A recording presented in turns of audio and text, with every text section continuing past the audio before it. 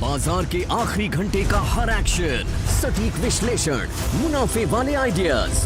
कीजिए कल की तैयारी आज हमारे साथ। देखिए CNBC आवाज मोतीलाल ओसवाल स्टूडियो से लाइव।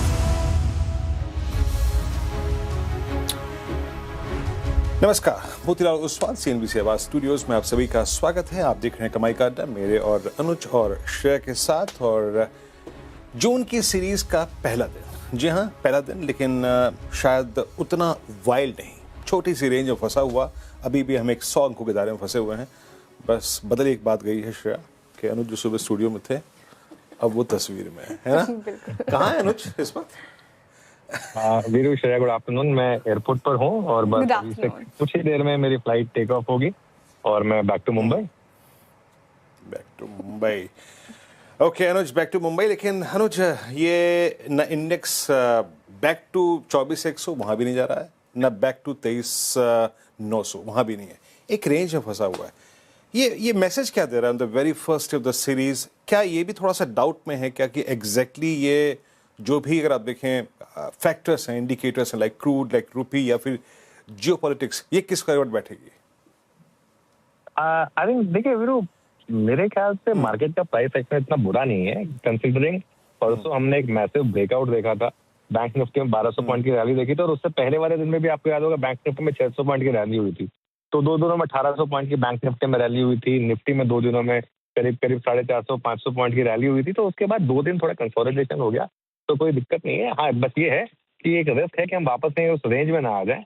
लेकिन अभी तक ऐसा कोई मार्केट ने साइन नहीं दिया है कि जो मार्केट ने एक ब्रेकआउट दिया था वो फेल हो गया। एक तो होता है कि आप एक कहें कि एक फेक ब्रेकआउट था जो फेल हो गया, उसका एक प्राइस एक्शन कंफर्मेशन देता है। अब तक हमें उस कंफर्मेशन वो हमें नहीं मिला है। और एक चीज, कल और आज दोनों दिन एक्सपायरी रही। NSE की जून सीरीज भले शुरू हो गई हो, लेकिन BSE की आज भी मई सीरीज चल रही है जिसकी आज एक्सपायरी है। तो कल भी पूरे दिन मार्केट ऑप्शन राइटर्स की ग्रिप में रहा, आज भी पूरे दिन मार्केट ऑप्शन राइटर की ग्रिप में रहा। कल आखिरी के 1 घंटे में गिरावट आ गई थी, आज हो सकता है आखिरी के घंटे में यू नेवर नो रैली आ जाए। मतलब ये कोई बेसिक अजम्पशन नहीं है, लेकिन कुछ भी हो सकता है मार्केट में आखिरी के 1 घंटे में। और 2 दिनों में कुल मिला के अगर आप देखें तो नाम मात्र की गिरावट है। इसे मैं एक्चुअली गिरावट भी नहीं कहूँगा इन कॉन्टेक्स्ट ऑफ जो रैली हुई थी हमारी। तो बहुत ज़्यादा निराश होने की जरूरत नहीं है।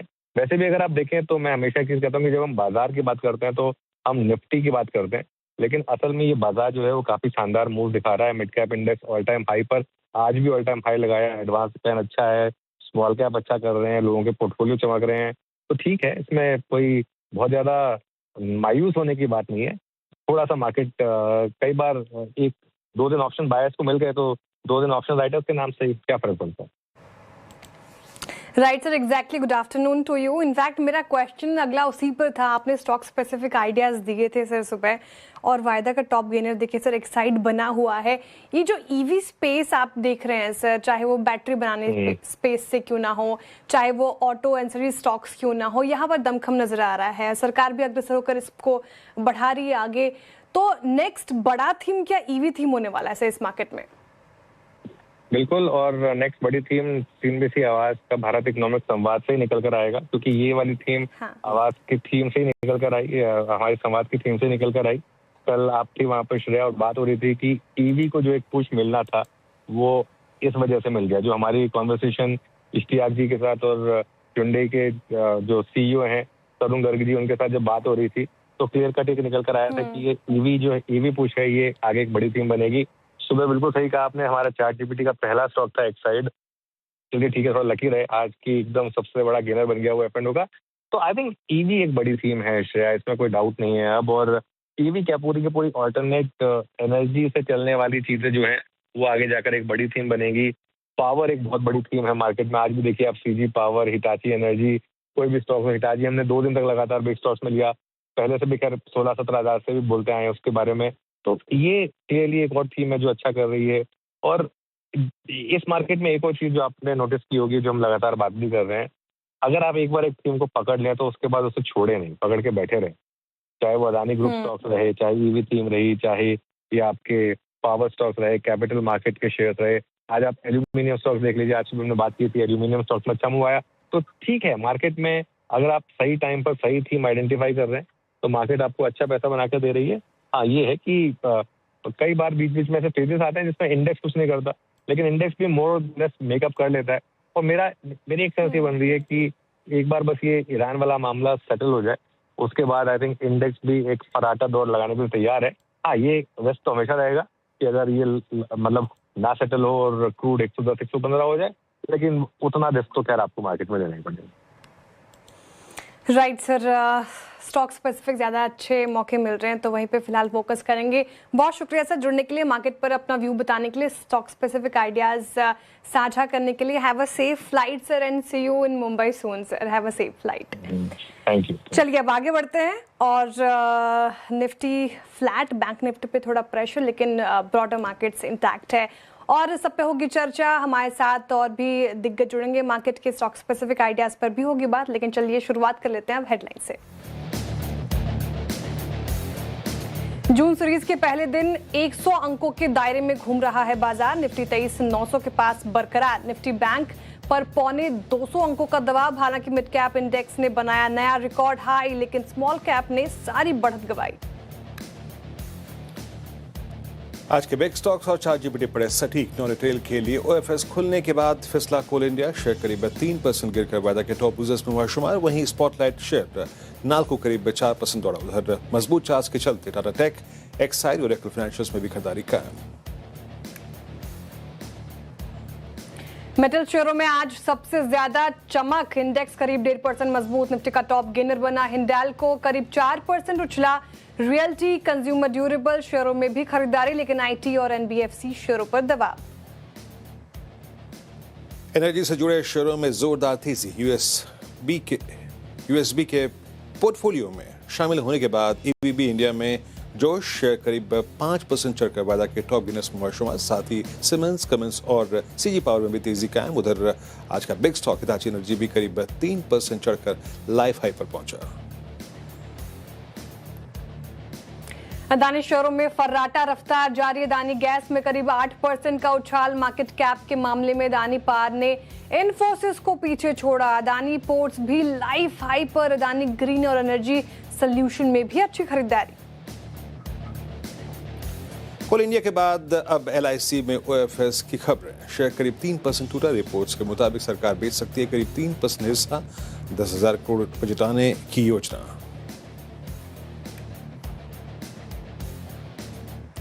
सीएनबीसी भारत इकोनॉमिक संवाद का बेहद सफल रहा आयोजन। सरकार के बड़े मंत्रियों, पॉलिसी मेकर्स के साथ कॉर्पोरेट इंडिया और मार्केट के दिग्गज हुए शामिल। श्रम एवं रोजगार मंत्री मनसुख मंडाविया ने कहा, ईपीएफओ में किए बड़े रिफॉर्म, जब चाहे निकाल सकते हैं पैसे। टेक्सटाइल मंत्री गिरिराज सिंह बोले, टेक्सटाइल से रोजगार बढ़ाने पर फोकस। सीएनबीसी आवाज भारत इकोनॉमिक संवाद में कॉर्पोरेट इंडिया की रही धमक। हुंडई मोटर्स का भारत में अगले 5 साल में करीब 45,000 करोड़ रुपए के निवेश का ऐलान। इधर अनिल अग्रवाल ने दिया आत्मनिर्भर भारत का मंत्र। कहा, भारत बन सकता है एनर्जी सरप्लस देश। सीएनबीसी आवाज की तारीफ करते हुए कहा कि हिंदी को बनाया बिजनेस की भाषा। हिंदी बोलना एक आज छोटे आदमियों की बात हो गई थी और सीएनबीसी भी एक उसमें जुड़ा है जिसने आज हिंदी बोलना एक गर्व की बात कर दी है। आप देख रहे कमाई का अड्डा और मार्केट पर चर्चा हो रही थी। वीरेंद्र जी, चाहे निफ्टी, बैंक निफ्टी ने निराश किया हो, लेकिन स्टॉक स्पेसिफिक आइडियाज की कमी नहीं है मार्केट में और वहीं पर हमें शायद फोकस करना चाहिए। कौन से स्टॉक सर आपको आज अच्छे लगे, जो आपने ट्रैक किए हो, जहां पर स्ट्रेंथ नजर आ रही हो? शायद एक तो देखिए स्पेस की हमारी बात हो ही चुकी है, उसमें भी अगर आप देखें आज capital goods, look at Siemens 5% ऊपर, शानदार मूव यहाँ पे। हालांकि इस ग्रुप की दोनों ही कंपनियां अच्छी कर रही हैं, बट सिमेंस एट 3871 ये क्लासिकल फ्लैग के ब्रेकआउट की तरफ बढ़ता हुआ। प्लीज डायरेक्टर साहब जरा ओआई भी रखिएगा। 3871 और सिमेंस रोलिंग में, और ये 3871 का मतलब ये है फ्लैग का अपर एच। याद रखिएगा 3880 के ऊपर इस फ्लैग का ब्रेकआउट होगा और उसके बाद इसकी जो ऑल टाइम हाई ट्रैजेक्टरी है करीब 4100 की वो खुल जाएगी, जो कि दिसंबर 2024 की है। जो शॉर्ट होल्डर्स हैं यहाँ पे एग्जॉस्टेड फील कर रहे हैं, तो पहला काउंटर रहेगा सिमेंस। हालांकि ये पूरा स्पेस बहुत स्ट्रांग है, तो इसमें अगर आप देखें पिक करने में मेरे को कोई बहुत, अगर आप देखें तो ज़्यादा मेहनत मशक्कत नहीं करनी पड़ी। मिड कैप आईटी में ओरेकल फाइनेंशियल्स में नजर रखिएगा श्रेया, यहाँ पर भी एक लोअर ट्रैजेक्टरी से रिवर्सल था, सबसे स्ट्रॉन्ग रिवर्सल था मिड कैप आईटी का। और 10,166 का मतलब क्या है, जरा थोड़ा सा अगर आप इतिहास को टटोलें तो 20 जनवरी 2025 को इसने अपना 200 डे में तोड़ा था। ये प्राइस एग्जैक्टली वही है। तो हिस्टोरिकली इसके ब्रेकडाउन में से एक ब्रेकडाउन का लेवल 10,300 ये उसको सिक्योर करता हुआ, क्रॉस करता हुआ। तो दूसरा स्टॉक मेरा मिड कैप आईटी से ओरेकल फाइनेंशियल्स रहेगा। और एक मैं लूंगा एटर्नल, क्योंकि मैं सुबह भी इसका उल्लेख कर रहा था, जिक्र कर रहा था। इसमें रोलोवर्स बहुत स्ट्रॉन्ग थे। ये अपना एक शॉर्ट कवरिंग के फेस से निकल के आया था और आज ये अपना 100 डे में क्रॉस करता हुआ 56 लाख शेयरों की लोडिंग हुई है शेयर यहाँ पर। तो ये तीन स्टॉक्स, हालांकि देखिए बाजार में स्टॉक स्पेसिफिक एक्शन बहुत स्ट्रॉन्ग है, बट स्टिल ये तीन मेरे को थोड़ा सा इंप्रेस कर रहे हैं। बाकी शेयर आज के ट्रेंडिंग स्टॉक्स और कार्यक्रम का क्रम। बिल्कुल सर, 3 स्टॉक्स बताए आपने, सीमेंस, ओरेकल फाइनेंशियल तो हमने जिक्र किया था, चार्ट जीपीटी में भी जहां स्ट्रेंथ है और इटर्नल में भी आज मजबूती। लेकिन ट्रेंडिंग स्टॉक्स में बताती हूँ आज निफ्टी के गेनर्स ने किस किस ने जगह बनाई है।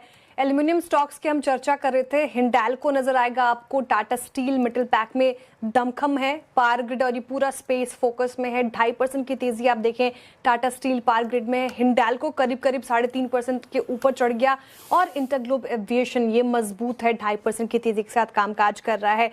एक्साइड चार्ट जीपीटी का पहला स्टॉक और देखिए वायदा का टॉप गेनर बना है, 7.5% ऊपर आज के सेशन में, शानदार तेजी। इटर्नल आपने बताया, स्विगी मैं रखती हूँ, 7% की तेजी स्विगी में, आज एकदम पंख लग गए मानो, शानदार नजर आ रहा है चार्ट्स पे। एबीबी इंडिया सीमेंस का आपने जिक्र किया, पूरे कैपिटल गुड्स स्पेस में अगर आप बात करें तो दमखम और मजबूती नजर आ रही है, तो यहाँ पर फोकस है। लेकिन कुछ स्टॉक्स जहां पर डेंट पड़ा है, ओएनजीसी नतीजों के बाद टूटा, 4.5% का डेंट यहाँ पर। आईटीसी इसका एक्स डिविडेंड और ये 3% के करीब करीब लुढ़क गया। एचडीएफसी बैंक में आज मुनाफा वसूली 2.5% के करीब करीब। और कोल इंडिया देखिए यहाँ पर ओएफएस की खबरों के बीच करीब करीब 1.5% का डेंट यहाँ पर भी पड़ता हुआ नजर आया है। वायदा में अगर आप बात करें, एलआईसी 3.5% का लुढ़क गया, लूजर में शामिल ये भारत डायनामिक्स आज यहाँ पे मुनाफा वसूली 3.5%। एमसीएक्स टूटा है आज, चला भी स्टॉक काफी 3.5% के करीब करीब यहाँ पर। और रैडिको खैतान इसने ऊपरी स्तरों से आज बढ़त गवाई है, सेशन में लगभग 3% के करीब करीब गिरता हुआ आपको नजर आएगा। आगे बढ़ते हैं और बताती हूँ कि शो फ्लो क्या होगा, कार्यक्रम का क्रम समझते हैं। फंडामेंटल राय देने के लिए हमारे साथ हैं जियोजीत इन्वेस्टमेंट्स के गौरांग शाह जी, टेक्निकल कॉल्स लेंगे हम प्रकाश गाबा, मानस जायसवाल, आशीष कयाल, चंदन तापड़िया, विकास सालुंखे और अरुण कुमार मंत्री जी से। 2:25 पर पार शेयरों में तेजी क्यों है बताएंगी नुपुर। 2:30 बजे कोल इंडिया पर बुल वर्सेस बेयर लेकर आएंगे नुपुर और आशीष। 2:35 पर आशीष बताएंगे आपको कि बड़े शेयरों में बड़ी तेजी क्यों है। 2:40 पर कल सीएनबीसी आवाज के भारत इकोनॉमिक संवाद में मार्केट के दिग्गज से हुई खास बातचीत का एक अंश सुनाएंगे आपको। 2:45 पर कंचन बताएंगे अशोक लेलैंड और ग्लेनमार्क फार्मा के नतीजे कैसे रह सकते हैं। साथ ही आशीष चतुर्वेदी से समझेंगे कि एविएशन पेंट्स और इंडिगो के नतीजों का अनुमान क्या है। 2:55 पे बिग मार्केट वॉइस में माचा जोड़ेंगे इक्विनोवा इन्वेस्टमेंट मैनेजर्स के को फाउंडर एंड सीआईओ अनिरुद्ध सरकार। 3:15 पे नुपुर से डीलिंग रूम चेक। 3:20 पर कंचन से समझेंगे कि कहां प्रोमोटर्स की खरीदारी बढ़ी है। 3:25 पे होगा बीटीएसटी एसटीबीटी कॉल्स। ओके, चलिए अभी काम करते हैं, ट्रेड्स पिक करते हैं और एक बार जरा निफ्टी को बस शुरू में देख लेते हैं कि इस वक्त लेवल क्या है जब हम इस चर्चा को शुरू कर रहे हैं। और फिर चलते हैं प्रकाश सर के पास। एक बार निफ्टी दिखाइएगा बस। ऑलमोस्ट एट 23912, ठीक है। प्रकाश सर गुड आफ्टरनून, आपका ट्रेड क्या रहेगा सर इस वक्त का? Good afternoon to you. मेरा ट्रेड इस वक्त है वो LIC हाउसिंग फाइनेंस, बहुत ही बढ़िया बेस बना है, करीब 7 ट्रेडिंग सेशन से। उसके बाद जो अपमूव मिला आज, लगता है यहीं से एक अपमूव मिलना चाहिए। ट्रेड करा है 556, स्टॉप लगा है 547, 9 रुपीज का। टारगेट होना चाहिए 570, हो सकता है ये स्पिल ओवर ट्रेड कल तक जा सकता है। Yes, LIC housing finance. LIC housing finance ये गाबा सर को पसंद आ रहे, खरीदारी की राय। आशीष कयाल जी गुड आफ्टरनून, बताइए आपकी पिक क्या होगी? गुड आफ्टरनून श्रेया और सभी दर्शकों को भी। देखिए मेरी पिक होगी यहाँ पर फिनोलेक्स केबल्स में। बहुत स्ट्रॉन्ग मूव और मोमेंटम इस स्टॉक ने बना रखा है और ओवरऑल मार्केट रेंज में, लेकिन चुनिंदा स्टॉक्स में बाइंग अभी भी देखी जा रही है। फिनोलेक्स केबल्स पे लॉन्ग किया जा सकता है करंट लेवल्स पे। ऊपर में जो टारगेट है वो करीबन देखे जा सकते हैं 1240 के, और स्टॉप लॉस लगाना होगा 1125 का। ओके, फिनोलेक्स केबल्स आपने अगर आप देखें कैश स्टॉक्स में थोड़ा सा अपने आप को छुपाने की कोशिश करी, 1160 पे ट्रेड करता हुआ। मानस, गुड आफ्टरनून, आपका trade. Good afternoon Virendra ji. तो देखिए, अशोक लेलैंड पे खरीदारी करने की राय रहेगी। अशोक लेलैंड कल करेक्ट हुआ था, स्टॉक ने 20 डे मूविंग एवरेज पे सपोर्ट किया, वापस 200 डे मूविंग एवरेज के ऊपर आ गया है। तो आई थिंक जो शॉर्ट टर्म ट्रेंड है वो पॉजिटिव है, इसलिए यहाँ पर खरीदारी करने की राय रहेगी। स्टॉप लॉस आपके 159.90 160 के जस्ट नीचे रहेंगे और टारगेट रहेंगे 166.50, जहां पर स्टॉक का 50 डे मूविंग एवरेज है। अगर चाहें तो ऑप्शन ट्रेड ले लें। 165 वाला कॉल ऑप्शन 6 रुपए 25 पैसे पे ट्रेड हो रहा है। 4 रुपए 90 पैसे के स्टॉप लॉस से इस ऑप्शन में खरीदारी करें और 9 रुपए के टारगेट सेट करें। डिस्क्लोजर है कि इस ऑप्शन में हमने अपने क्लाइंट्स को रिकमेंडेशन दिया। ओके, अशोक लेलैंड यहाँ पर नतीजों से पहले अच्छी तेजी, खरीदारी की राय मानस जी की तरफ से आती हुई। विकास जी, गुड आफ्टरनून, बताइए आपकी ट्रेड क्या होगी इस वक्त की? गुड आफ्टरनून श्रेया जी। देखो, ऑलरेडी इटर्नल के ऊपर बात हो चुकी है। मुझे भी लगता है कि इटर्नल में एक अच्छा अपमूव देखने मिलेगा। टेक्निकल सेटअप भी बहुत स्ट्रांग हो चुका है और 272 का यहाँ पे टारगेट देखने मिलेगा। 252 का भी इंपॉर्टेंट इंट्राडे में बेस बन चुका है, तो 252 के स्टॉप लॉस से इसको बाय किया जा सकता है। 272 के टारगेट। ओके, इटर्नल आपका बाय कॉल है, जिसका मैंने भी मेंशन भी किया। बहुत ही शॉर्ट कवरिंग है यहाँ पर। अरुण, गुड आफ्टरनून, आपका ट्रेड। जी Virendra ji, good afternoon and good afternoon सभी पैनलिस्ट मेंबर्स को भी। वीरेंद्र जी, कहीं ना कहीं बजाज ऑटो में एक अच्छा ब्रेकआउट देखने को मिला है, फ्रेश हाई भी स्टॉक ने लगाया है। मुझे लग रहा है ये मोमेंटम फ्राइडे के सेशन में भी कैरी होना चाहिए। 10,800 के आसपास स्टॉक चल रहा है, तो इसको पोजिशनल ट्रेड के हिसाब से बाय करके चल सकते हैं। 10,620 का स्टॉप लॉस रहेगा और 11,120 तक के टारगेट मुझे लग रहा है बजाज ऑटो में आने चाहिए, तो पोजिशनल बेसिस के हिसाब से बजाज ऑटो को खरीद के चल सकते हैं। बजाज ऑटो अभी भी पसंद आ रहा है अरुण जी को, स्ट्रेंथ है ऑटो पैक में आज, तो खरीदारी कीजिए। टेक्निकल कॉल्स पूरे हो गए हैं, सभी बाई साइड की ट्रेड है। रिकैप करती हूँ बाद में, उससे पहले इन्वेस्टमेंट आइडिया क्या हो आपका इस मार्केट में वो समझ लेते हैं। गौरांग जी जुड़ रहे हैं। गौरांग जी, गुड आफ्टरनून, बताइए मार्केट में कौन सा स्टॉक पसंद आ रहा है इस वक्त आपको?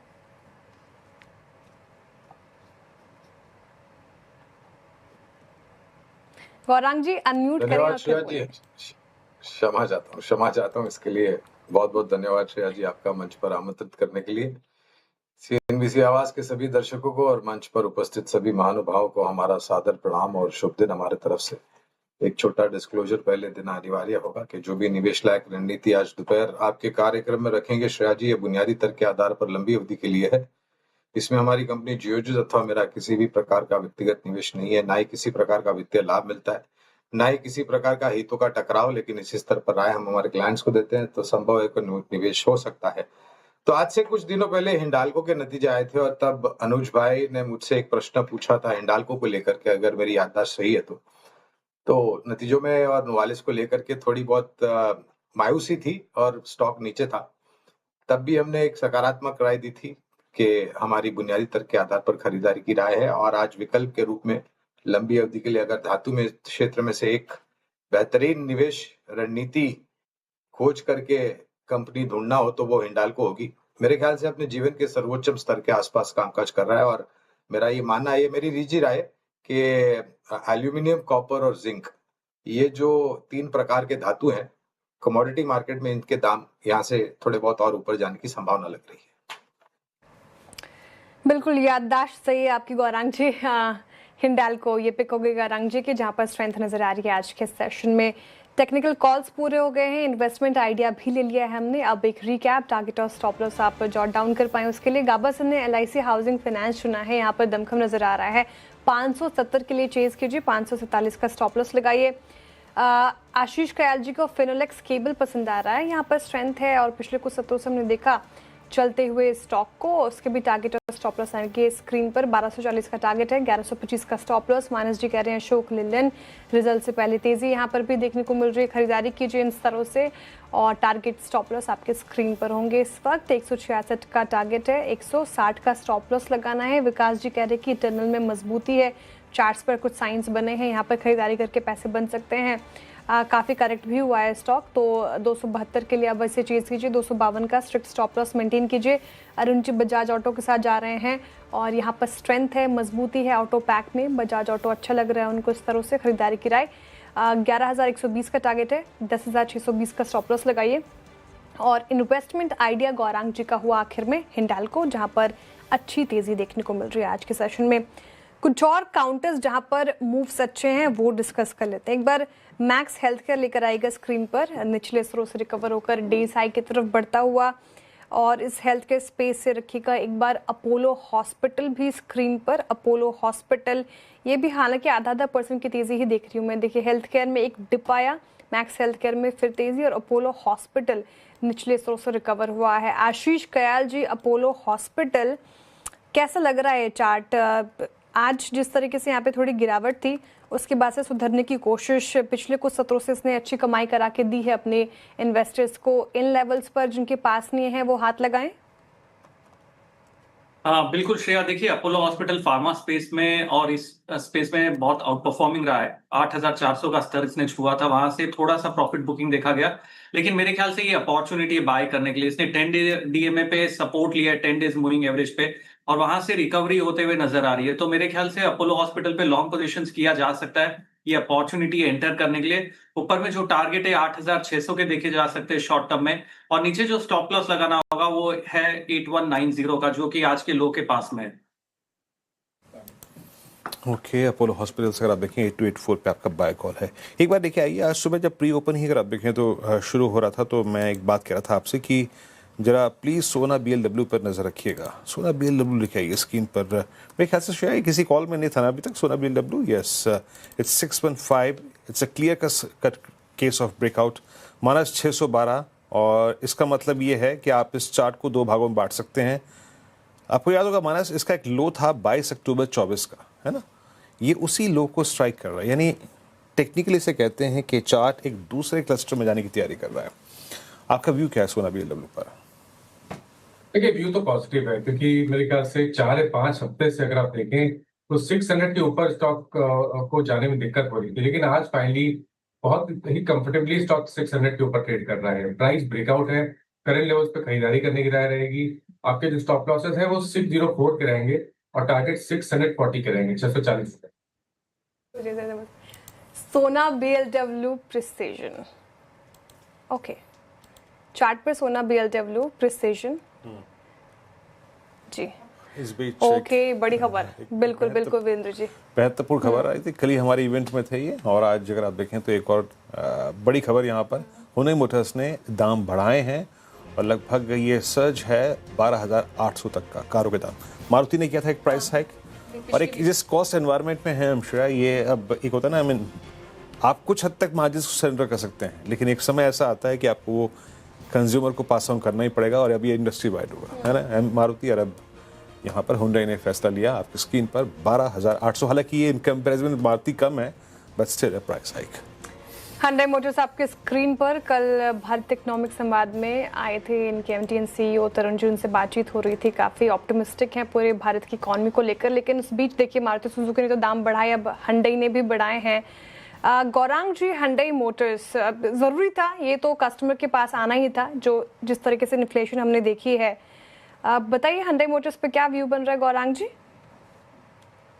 ये एक सक्षम और मजबूत कंपनी है श्रेया जी, हुंडई मोटर्स, और हालांकि पिछले कुछ महीनों में वाहनों की बिक्री को लेकर के जो महीने दर महीने आंकड़े आते हैं, वहां पर थोड़ी बहुत असमंजस परिस्थिति थी, लेकिन पूरा ऑटो क्षेत्र का ब्रह्मांड जो है श्रेया जी, हमें बहुत ही सक्षम और मजबूत लग रहा है। और उसका कारण यह है कि पिछले कुछ महीनों में जो बिक्री के आंकड़े आए हैं, और जिस प्रकार से इस साल की शुरुआत में अगर आज देखा जाए तो जनवरी 2026 में वाहन बनाने वाली कंपनियों ने अपने दाम बढ़ाए थे। अब लागत खर्च बढ़ रही है, सुरक्षा वाहनों में और दे रहे हैं, इसके कारण भी अगर आप देखने जाएं, जिसे हम कहते हैं सेफ्टी फीचर्स, यहाँ पर भी बढ़ोतरी होती है। और ट्रांसपोर्ट मिनिस्ट्री की तरफ से भी कुछ नियम और बनाए गए हैं, जिससे वाहन को और सुरक्षित बना जाए, जिससे प्रवासी जो वाहन में प्रवास करते हैं उसकी जान माल को थोड़ा बहुत सुरक्षा मिले। हुंडई मोटर सक्षम और मजबूत कंपनी, विशेष रूप में टिप्पणी नहीं करूंगा क्योंकि कवरेज नहीं है, लेकिन M&M, Maruti, Tata Motors PV, Tata Motors CV, इन सब पर बुनियादी तर्क के आधार पर खरीदारी की राय है। एक बार निफ्टी ऑटो स्क्रीन पे लेके आइएगा प्लीज जरा, और निफ्टी ऑटो इट्स 26734, याद रखिएगा यहाँ पर भी एक स्ट्रॉन्ग ब्रेकआउट का केस है, और पूरा सेक्टर रखिएगा करके हुंडई रखिएगा, उसके बाद मारुति रखिएगा। बट अगर मैं सही मायने में देखूँ ना कि इस वक्त सबसे बेहतरीन प्लेसमेंट किसकी है, दैट्स टाटा मोटर्स PV। कल माना से चर्चा हुई थी, आज मैं फिर चर्चा कर सकता हूं। मैं कुछ देर के लिए इसको वीकली चार्ट्स पे ट्रांसफॉर्म करके बात कर रहा हूं, कुछ देर के लिए। हालांकि अभी एक दिन बाकी है, याद रखिएगा शुक्रवार का सेशन। बट टाटा मोटर्स अब वीकली चार्ट्स पे एक बड़े टर्न अराउंड की तैयारी कर रहा है और आप यकीन मानिए, मेरे ख्याल से सितंबर 24 के बाद फर्स्ट टाइम ऐसा होगा कि ये स्टॉक जो है अगर 400 पार करता है तो will be above all moving averages on weekly chart. ये रिवर्सल, ये टर्न अराउंड की स्टोरी को अगर आप देखें बयां करता है। आशीष कयाल जी, टाटा मोटर्स पीवी पर आपका टेक क्या है? 393। देखिए, पहले तो एक क्विक डिस्क्लोजर की हमारे होल्डिंग्स में भी है टाटा मोटर्स पीवी, और ओवरऑल ये स्टॉक, अगर स्टॉक का रुझान देखें तो पिछले 3 से 4 दिनों में बहुत ही जबरदस्त मूव इस स्टॉक ने दिखाया है। बहुत स्ट्रॉन्ग अप मूव देखा गया है और बहुत समय के बाद में ऐसा हुआ। अगर आप वीकली चार्ट पे देखेंगे, बहुत clear higher high higher low बनाया, inverted head and shoulder pattern का ब्रेकआउट भी स्टॉक पे आया। तो मेरे ख्याल से यहाँ से बाइंग कंटिन्यूड रह सकती है और काफी सारे जनों ने तो ये स्टॉक को राइट ऑफ कर दिया था। तो यहाँ पर अगर शॉर्ट कवरिंग और ट्रिगर होगी और मिस आउट फीलिंग होगी तो मेरे ख्याल से स्टॉक करीबन 425-430 के आंकड़े को भी छू सकता है। तो टाटा मोटर्स पीवी पे लॉन्ग की राय होगी इस लेवल्स पे भी। नीचे में जो स्टॉप लॉस लगाना होगा आपको 375 का, और 425 के टारगेट के लिए देखे जा सकते हैं। Okay, Tata Motors passenger vehicle strength है यहाँ पर 375 का स्टॉप लॉस जरूर मेंटेन करें और यहाँ पर खरीदारी की राय लॉन्ग रह सकते हैं इस पर्टिकुलर काउंटर में। सोना BLW प्रिसीजन अभी चर्चा हो रही थी माइनस जी के साथ, और मार्केट ओपनिंग्स के पहले हमने बताया था कि आज यहाँ पर स्ट्रेंथ देखने को मिल सकती है। गावस्कर की पिक थी वहाँ पर और अच्छी स्ट्रेंथ देखिए, 1.5% की करीब तेजी यहाँ पर देखने को मिल रही है।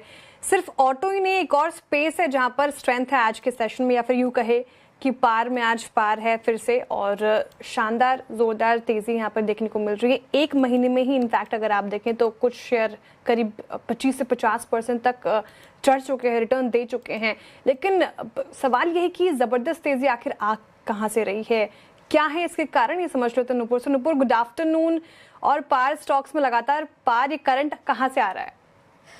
Good afternoon. जिस हिसाब से गर्मियों, इनफैक्ट श्रेया दिल्ली में तो ज़्यादा गर्मी होगी, उसी हिसाब से पावर डिमांड भी यहाँ पे लगातार बढ़ती हुई नज़र आई है। पिछले कुछ दिनों में सरकार ने एवरीडे अपडेट दिया है और पावर डिमांड जो देखें वो पीक पर ही आपको दिखेगी। पहले रिटर्न्स की बात कर लेते हैं। पिछले एक महीने में देखें तो पावर और पावर T&D, ट्रांसमिशन डिस्ट्रीब्यूशन के सारे स्टॉक्स बजिंग दिखेंगे आपको। GE पावर ऑलमोस्ट 55% के रिटर्न्स दे चुका है पिछले एक महीने में। BHEL इंटरेस्टिंगली 24%, ये स्टॉक भी ऊपर है। अदानी पावर 15% ऊपर आपको दिखेगा। हिताची एनर्जी 15% की तेजी यहाँ पर भी आती हुई दिखी है। CG पावर 13% ऊपर है। सीमेंस एनर्जी 14%, GE वर्नोवा देखे तो 10% ये स्टॉक भी ऊपर है। और पिछले लगातार 15 दिनों से ये सारे के सारे स्टॉक्स जो है चर्चा में आते हुए नजर आए। और इनफैक्ट अदानी पावर का मार्केट कैप देख लीजिए, इन्फोसिस को पीछे छोड़ चुका है और ये स्टॉक अब तेजी की रफ्तार और भी पकड़ते हुए नजर आ रहा है। CG पावर भी ऑल टाइम हाई पर ये स्टॉक जो है फिलहाल कारोबार आपको करते हुए दिखेगा।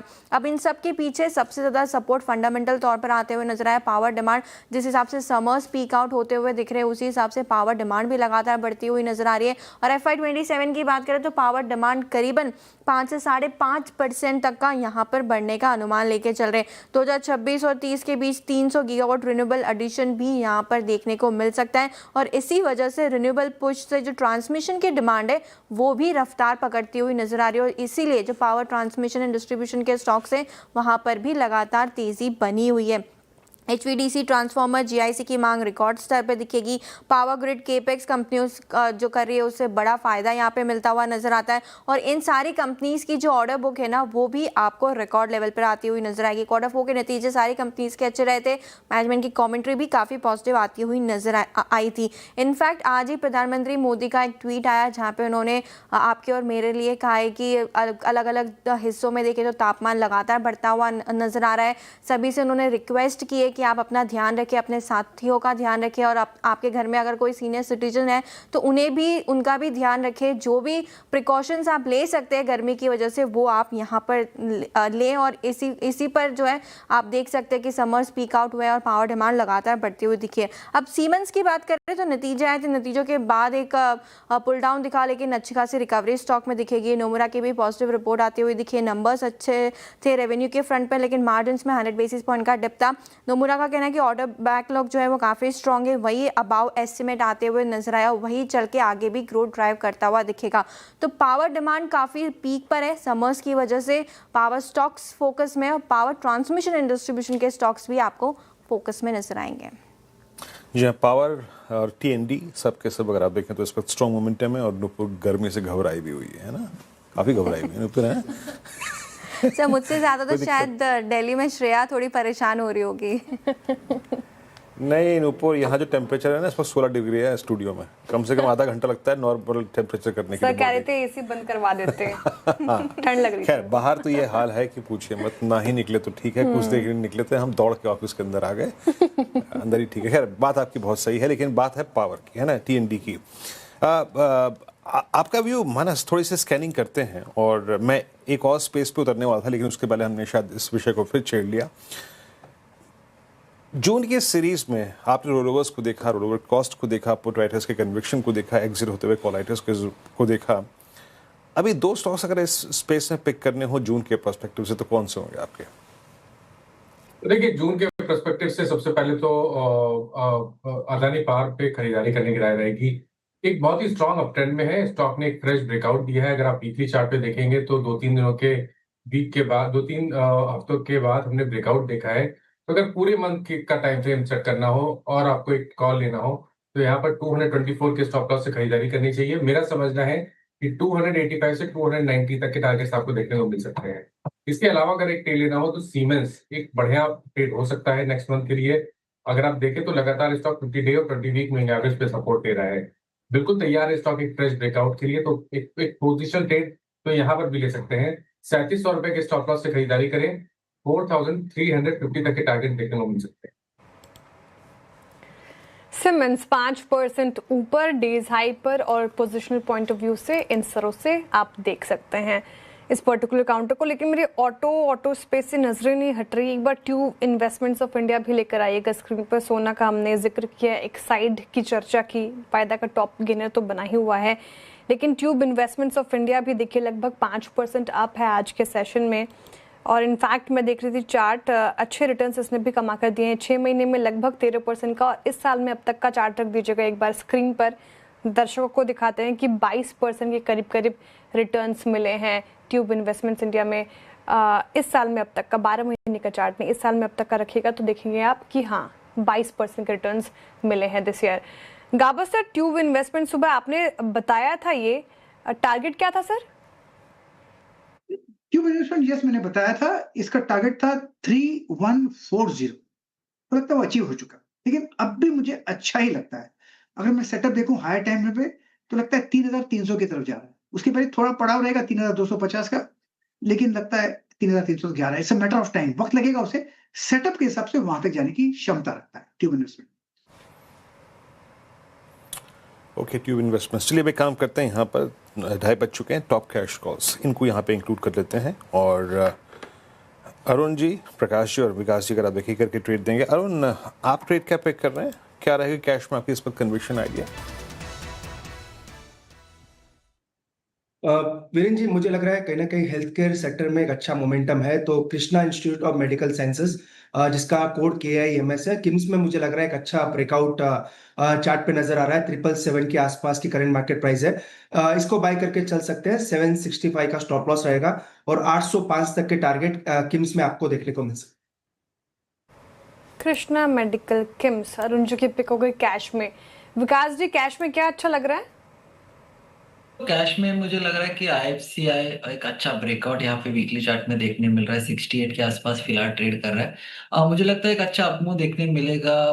जो वीकली चार्ट का जो ट्रेंड लाइन है उसका एक इम्पोर्टेंट रेजिस्टेंस ले रहा था 64 के आसपास, वो यहाँ पे ब्रेक होते हुए देखने मिल रहा है और उसके ऊपर ट्रेड करते हुए देखने मिल रहा है। मुझे लगता है 76 के टारगेट यहाँ पे आते हुए देखने मिल सकते हैं। और नीचे में भी इम्पोर्टेंट जो बेस बन चुका है 64, तो 64 के स्टॉप लॉस से यहाँ पे IFCI को बाय करके लेके जाना है। IFCI बहुत दिनों बाद अगर आप देखें कैश कॉल्स में शामिल हुआ 6829 पे।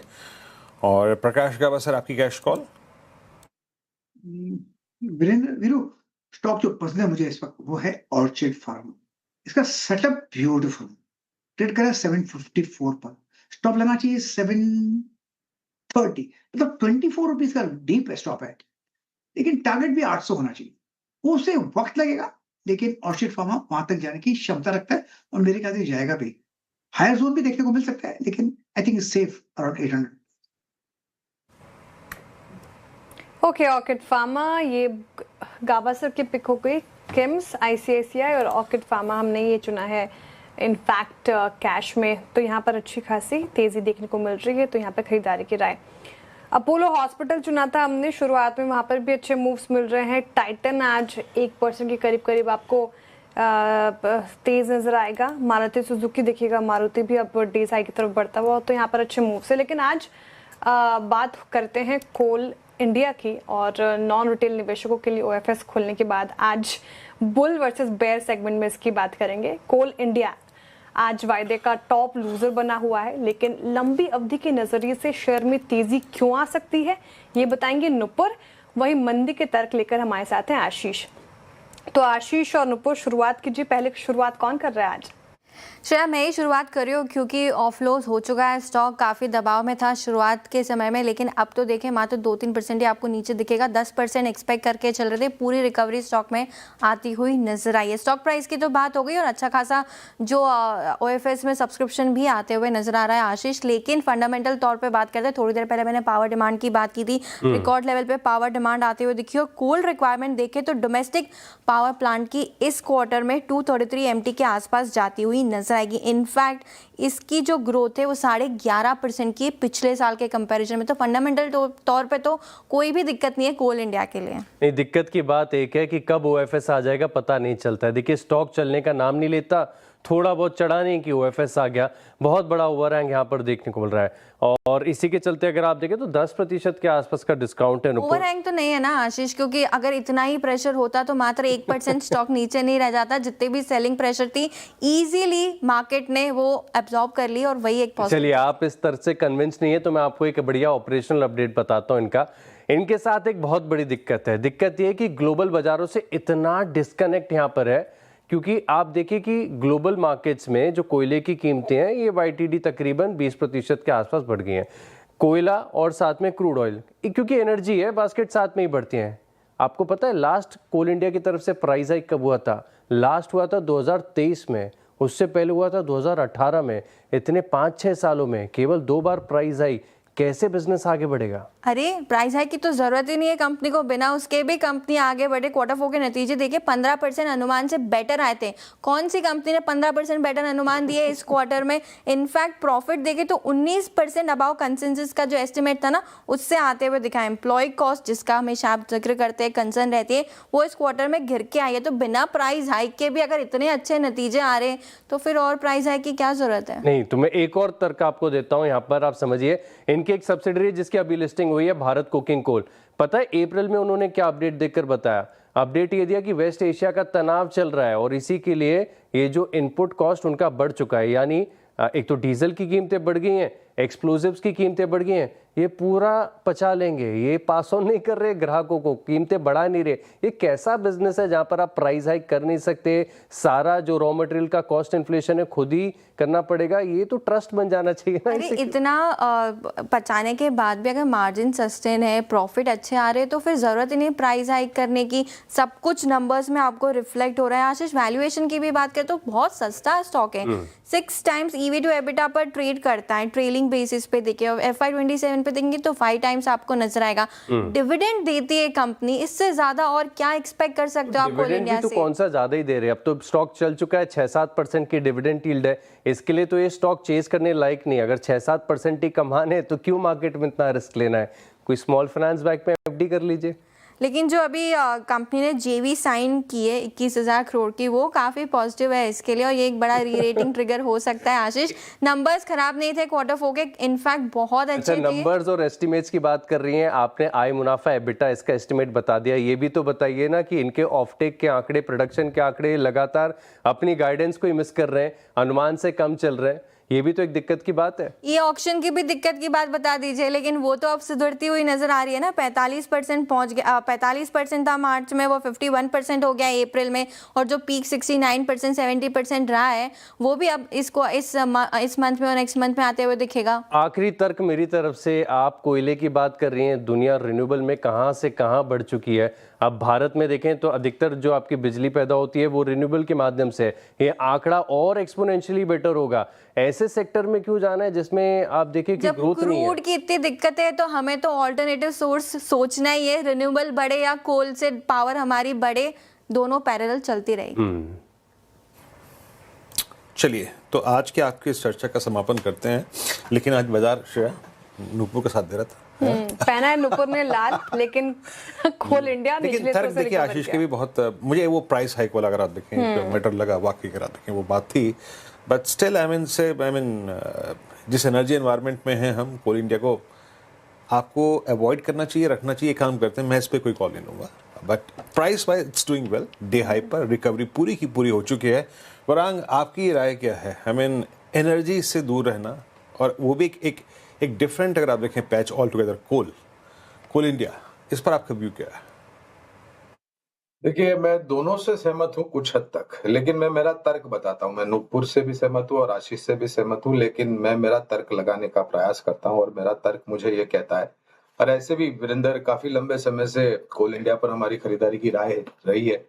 एक समय था जब ये 250 और 300 के बीच में जूझता रहा काफी लंबे समय तक, लेकिन परिवर्तन आया। परिवर्तन इस रूप में आया जो बात कर रहे थे अभी आशीष, भारत कुकिंग कोल की। तो उस समय पर कोल इंडिया के मैनेजमेंट में ये भी टिप्पणियां दी थी कि कोयले की जो धुलाई होती है, कोयले की माइनिंग के बाद जो उसमें से निकास साफ करना पड़ता है, तो वॉशरीज में बहुत बड़ी संख्या में इन्होंने नई वॉशरीज शुरू की। कोयले की जो क्वालिटी थी वो भी बेहतर निकलने लगी और कोयले की जो क्वांटिटी थी वो भी ऊपर की तरफ आई। और ई ऑक्शन के माध्यम के द्वारा जो प्राइस रियलाइजेशन थे, उसके कारण मुनाफे के जो मार्जिन है उसमें भी वृद्धि देखने मिली और मुनाफे में भी वृद्धि देखने मिली। एक बहुत ही बेहतरीन डिविडेंड पे आउट कंपनी भी है, क्योंकि सरकार सबसे बड़ी हिस्सेदार है, भारत सरकार, इस कंपनी की। और ये जो बात कर रहे थे ना, ऑल्टरनेटिव क्लीन और ग्रीन एनर्जी, तो वो होगा, बिल्कुल होगा, लेकिन तब तक मेरे ख्याल से कोयले का महत्व भी बना रहेगा, उसका अस्तित्व भी बना रहेगा। अगर लंबी अवधि का निवेश है तो बने रहे। लंबी अवधि के नजरिए से कोल इंडिया पसंद आ रहा है और यहाँ पर बने रहने की सलाह है। निचले स्तरों से अच्छी रिकवरी कोल इंडिया में। चलिए, अब चंदन जी हमारे साथ जुड़ रहे पैनल में। चंदन जी, गुड आफ्टरनून, स्वागत है आपका कार्यक्रम में। बताइए इस वक्त की ट्रेड क्या होगी आपकी? बिल्कुल श्रेया जी, मेरी नजर तो क्यूमिंस में थी, बट पिछले 10 मिनटों में बड़ा मूव यहाँ पे देखने को मिला है।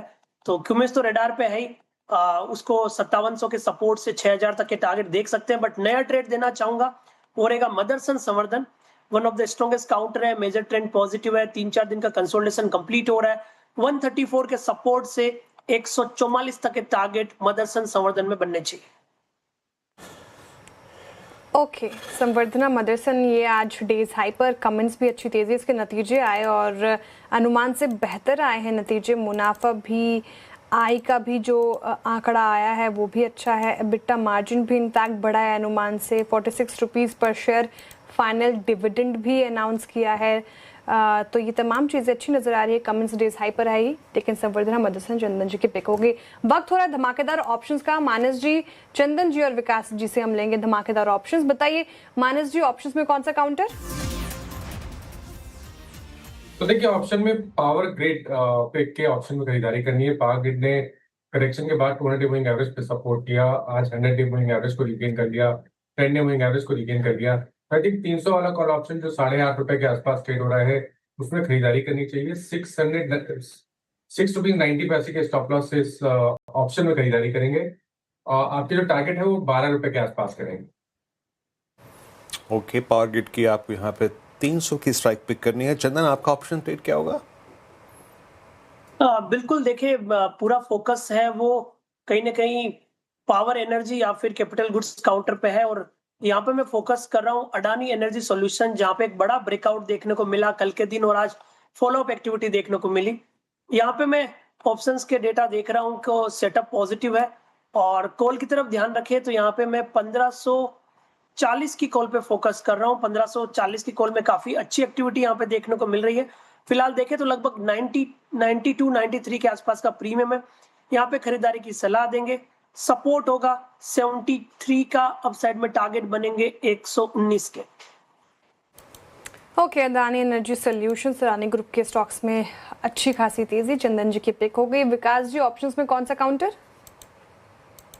फाइनेंस में एक अच्छा अपमूव देखने मिल रहा है। मुझे लगता है यहाँ पे ऑप्शन में भी 970 का जो कॉल है वहां पे एक अच्छा अपमूव देखने मिल सकता है। 33 के आसपास ट्रेड कर रहा है।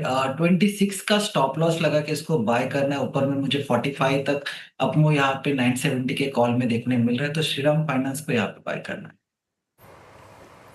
ओके, श्रीराम फाइनेंस अगर आप देखें 961 पे ट्रेड करता हुआ, ये 3 अगर आप देखें तो यहाँ पर धमाकेदार ऑप्शन ट्रेड्स हो गए। मीनवाइल आप कमेंट्स को देखिए जनाब, स्पेस में श्रेया आग लगी हुई है ना। जो कुछ उठा लीजिए, जो कुछ छू लीजिए। 5948 अगर आप इस 6 वर्षों की अगर आप देखें इसके प्राइस मूव को देखें तो वर्सेस 500 is 6000 टुडे। क्या गजब का टॉप गेनर है इसमें। आप आज स्टॉक्स की मूवमेंट देखिए, सीजी पावर को देखिए, अब ऑलमोस्ट अगर आप देखें तो इस वक्त डी हाई पर आके ट्रेड कर रहा है। सिमेंस को देखिए, कमेंस को देखिए, एबीबी को देखिए। अच्छा, एक बार एलएनटी को लेके आइए। एलएनटी क्या कर रहा है? कई बार ये तर्क संगत होता है कि बाकी अगर आप देखें कैपिटल गुड्स, पावर, टीएनडीज में जब एक बड़ा डिफरेंशियल आ जाता है तो उसको उस कैचअप रैली को खेलना। एक बार एलएनटी रखिएगा डायरेक्टर साहब, लास्ट इन 2 4035 पे आके ट्रेड कर रहा है। आशीष, ये जो डाइवर्जेंस क्रिएट हो गया है between the price performance rest of the space, even आप देखिए ना, आप छोड़िए, आई मीन लेट्स, अगर हम कुछ देर के लिए कंपैरिजन इसका बाकी कैपिटल गुड्स से ना करें, आप बीएचईएल की प्राइस परफॉर्मेंस देखिए ना 1 महीने की। पोस्ट नंबर ये स्टॉक कहाँ से कहाँ चला गया। इट्स ऑलमोस्ट 19 ईयर ब्रेकआउट, 19 साल का ब्रेकआउट है ये। लास्ट टाइम ये प्राइस हमने देखा था जुलाई 2007 में। क्या लॉजिकली इस डिफरेंशियल को प्ले करना चाहिए एलएनटी के अंडर परफॉर्मेंस को? बिल्कुल वीरू, देखिए बेल में अगर देखा जाए तो ये जो मूव चालू हुआ था 6 अप्रैल से, उसके बाद से एक भी वीकली कैंडल लो ब्रेक नहीं किया। ये स्टॉक 250 से निकल के 420 आ गया और अभी तक रुका नहीं है। और एलएनटी यहाँ पर परफॉर्मेंस नहीं दे पाया। अगर आप वीकली देखें तो अभी भी एक ब्रेकआउट अवेटेड है, लेकिन वो डिफरेंशियल को डेफिनेटली प्ले किया जा सकता है। मेरे ख्याल से एलएनटी भी अगर यहाँ से निकलेगा वीकली टाइम फ्रेम पे तो 4400 के आंकड़े को दिखा सकता है, जो कि प्रीवियस स्विंग के पास में। और अगर हम डेली और आवरली टाइम फ्रेम पे शॉर्ट टर्म की अवधि से देखें, मोमेंटम बनना बाकी है। लेकिन अगर ये स्टॉक ने ऊपर में 4120 के ऊपर क्लोज कर दिया तो बहुत स्ट्रॉन्ग मोमेंटम बनेगा। तो यहाँ पर प्ले किया जा सकता है 4120 के ऊपर 4400 के टारगेट के लिए। और नीचे जो सपोर्ट है, जो कि 2 दिन पहले गैप अप हुआ था, वो सपोर्ट एरिया आ रहा है 3940। उसके सपोर्ट के साथ में लॉन्ग पोजीशंस क्रिएट की जा सकती है। ठीक, एलएनटी पे ये व्यू हो चुका है और हालांकि आज थोड़ी यहाँ पर ऊपर इस तरह से गिरावट देखने को मिल रही है। अच्छा, पिछले 1 महीने का ट्रैक देखेंगे तो बाजार रेंज बाउंड में फंसा रहा है, लेकिन बड़े दाम वाले शेयरों की बात करें तो हाई टिकट वाले, तो वहाँ पर अच्छा बोलबाला रहा है, अच्छी खासी तेजी देखने को मिल रही है। पिछले 1 महीने में ये बड़े दाम वाले शेयरों ने अच्छे रिटर्न्स दिए हैं। इस पर रिसर्च की है आशीष ने और डिटेल्स लेते हैं उनसे। आशीष, बताइए, स्क्रीन पर जो स्टॉक्स देख रही हूँ मैं, हिताची एनर्जी फॉर एग्जांपल, शानदार रिटर्न्स, क्या डिटेल्स हैं आपके पास? बिल्कुल, आज सुबह के मॉर्निंग शो से ये आइडिया निकल कर आया, जहां पर चर्चा हो रही थी कि जो महंगे स्टॉक्स हैं बड़ा आउट परफॉर्म कर रहे हैं। और आमतौर पर आप देखें श्रेया, तो रिटेल निवेशकों को अगर ये स्टॉक बता दिया जाए तो उनको पता नहीं, कुछ अजीब सी घबराहट सी होती है। तो बड़ा महंगा स्टॉक है। छोटे स्टॉक्स का, छोटे सस्ते भाव के स्टॉक्स का चार्म अलग होता है। ये स्टॉक्स ज़्यादातर इग्नोर हो जाते हैं, इनकी बात भी ज़्यादा नहीं होती। लेकिन पिछले 1 महीने में देखें ना, तो जितना महंगा स्टॉक उतनी बड़ी तेजी, उतना बड़ा कमाल यहाँ पर देखने को मिला है। और सिंपल सा डेटा है मेरे पास, सबसे पहले स्क्रीन पर दिखाता हूँ। ये जो महंगे महंगे स्टॉक्स हैं, इनमें किस प्रकार के रिटर्न्स यहाँ पर आपको देखने को मिले। सोलर इंडस्ट्रीज में देखिए 22% की तेजी यहाँ पर आपको नजर आएगी। इसके अलावा अगर आप देखें तो और भी बहुत सारे स्टॉक हैं। एक बार स्क्रीन पर आपके डेटा आएगा जहाँ पर आप देख सकते हैं कि फिलहाल के लिए जैसे हिताची एनर्जी है, 16% की तेज़ी यहाँ पर है। न्यूलैंड लैब्स तकरीबन 15% का मूव है। हनीवेल ऑटोमेशन 15% है। ओरेकल फाइनेंस आज का स्टार भी है, चार्ट जीपीटी में भी इसकी बात की थी, 10% की तेज़ी। और एबिट इंडिया फार्मा स्पेस में 9% की तेज़ी है। अब ये स्टॉक्स हैं, सब महंगे महंगे स्टॉक्स हैं और सबका क्राइटेरिया मैंने यही चुना है जिसका भाव फिलहाल 10,000 रुपये से ज़्यादा हो। अभी देखिए 18,500 वाला जो सोलर इंडस्ट्रीज़ है, एक महीने में बढ़िया तेज़ी यहाँ पर देखने को मिली। कारण क्या है कि हाईएस्ट एवर क्वार्टरली परफॉर्मेंस यहाँ पर आपको देखने को मिला। डिफेंस वाली जो रेवेन्यू है 134% बढ़ी है। ऑर्डर बुक खुद 21-22 हज़ार करोड़ के आसपास की। हिताची एनर्जी की बात करते हैं, नतीजों के बाद ब्रोकरेज हाउस का भरोसा बढ़ा। आज स्टॉक में तेजी है, 37,310 रुपये का भाव। कहाँ था ये स्टॉक, कहाँ से कहाँ हो गया? 4% की तेजी आज यहाँ पर देखने को मिल रही है। रेवेन्यू 46% बढ़ी, मुनाफा तकरीबन 80%। साथ में देखें तो बड़ोदरा ट्रांसफॉर्मर प्लांट को अप्रूवल भी मिल गया, जिसमें तकरीबन 2000 करोड़ का निवेश करेंगे। हनीवेल ऑटोमेशन, काफ़ी दिनों से इसकी चर्चा नहीं हुई, एक महीने में 14% चल चुका है और इसके मार्जिन्स काफ़ी स्ट्रॉन्ग देखने को मिले। एबिटा मार्जिन्स आप देखें तो बढ़कर 15.7% के देखने को मिले। और ओरेकल फाइनेंस स्टॉक को देखें, हालांकि 10,000 के आंकड़े से थोड़ा सा अभी दूर है, नहीं तो आज तो पार कर गया। 10,264 रुपये का भाव चल रहा है। 4% की डिविडेंड यील्ड है। नतीजे बहुत बढ़िया देखने को मिले थे। अगर आप बाकी आईटी कंपनीज की तुलना में देखें तो कंपैरेटिव परफॉर्मेंस बहुत बढ़िया रहा। न्यूटन लैब्स इस स्टॉक में देखें, एक महीने में 15% की तेजी। एबिटा कहां से कहां हो गया, 50 करोड़ का एबिटा 307 करोड़ हो गया। हाईएस्ट एवर मार्जिन्स देखने को मिले। जो एबिटा मार्जिन 16% के पिछले साल थे, अब वो Q4 FY26 में 40% के हो गए। एक महीने में 15% की तेजी। और एबिट इंडिया यहाँ पर भी देखें तो Q4 अब तक के इतिहास में सबसे बेस्ट देखने को मिला, जहाँ पर हाईएस्ट एवर रेवेन्यू, एबिटा और पैट, साथ में जो मार्जिन्स है वो 22% से बढ़कर 27% हो गया। यानी जो महंगे स्टॉक्स हैं इन सभी ने पिछले एक महीने में कमाल किया है। बिल्कुल, महंगे स्टॉक्स में कमाल किया है आशीष, शुक्रिया जानकारी के लिए। इसमें भी आउट परफॉर्मेंस हिताची की तरफ से ही देखने को मिल रही है। लगातार सीएनबीसी आवाज पर ये चर्चा हुई थी और क्या भागा ये स्टॉक। एक बार फिर से रखेंगे 1 महीने का चार्ट और 6 महीने का चार्ट। हिताची एनर्जी पर नजरें टिकी रहती है, जिस तरीके से इसने इंप्रेसिव रिटर्न्स दिए हैं अपने निवेशकों को। इनफैक्ट जब चर्चा होती है तो इन लेवल्स पर भी कहा जाता है कि आप लेने का सोच सकते हैं। 6 महीने में देखिए लगभग 68% ज्यादा के रिटर्न्स हिताची से मिले हैं। चलिए अब वक्त हो रहा है चार का चौका का, और चार का चौका का सीक्वेंस बता देती हूँ आपको। मानस जी से लेंगे हम सस्ता ऑप्शन, एफएनओ सुपरस्टार के लिए चलेंगे चंदन जी के पास। चार्ट का चमत्कार आशीष खयाल जी से लेंगे और मिड कैप फंडा गौरांग जी के पास चलेंगे। तो शुरुआत कीजिए सस्ता ऑप्शन, मानस जी कौन से काउंटर? देखिए, सस्ता ऑप्शन के लिए हुंडई मोटर्स के ऑप्शन में खरीदारी करनी है। हाई टॉप साइड बॉटम पहले से बन रहे थे, स्टॉक ने आज को रिगेन कर लिया है। तो 1900 वाला कॉल ऑप्शन जो 86 रुपीज पे ट्रेड हो रहा है, उसमें खरीदारी करने की राय रहेगी। 73 रुपीज का आपको स्टॉप लॉस लगाना है और 115 रुपए की टारगेट सेट करना है। ओके, हुंडई मोटर्स दाम बढ़ाते ही मानस जी की नज़र हुंडई मोटर्स पे चली गई। 1900 करा दो की कॉल लेनी है आपको। और चंदन जी आपका ट्रेड क्या रहेगा एफएनओ सुपरस्टार? वीरू जी, काफी सिलेक्टेड काउंटर है जिनमें बड़ा मोमेंटम है और बार बार वही स्टॉक रेडार पे आ रहे हैं। चाहे मदरसन संवर्धन की बात करें, CG power, Cummins, Adani energy solution, मैं यहाँ पे वापस मदरसन संवर्धन पे खरीदारी की सलाह देना चाहूंगा। शुरुआती टिक में बात हुई, अभी वापस इसमें पॉजिटिव मोमेंटम है। मेरा मानना है ये ब्रेकआउट कारगर यहाँ पे सिद्ध होगा। इमीडिएट बेसिस पे खरीदारी की सलाह होगी। 135 का सपोर्ट है, 148 तक के टारगेट मदरसन संवर्धन में मिलने चाहिए।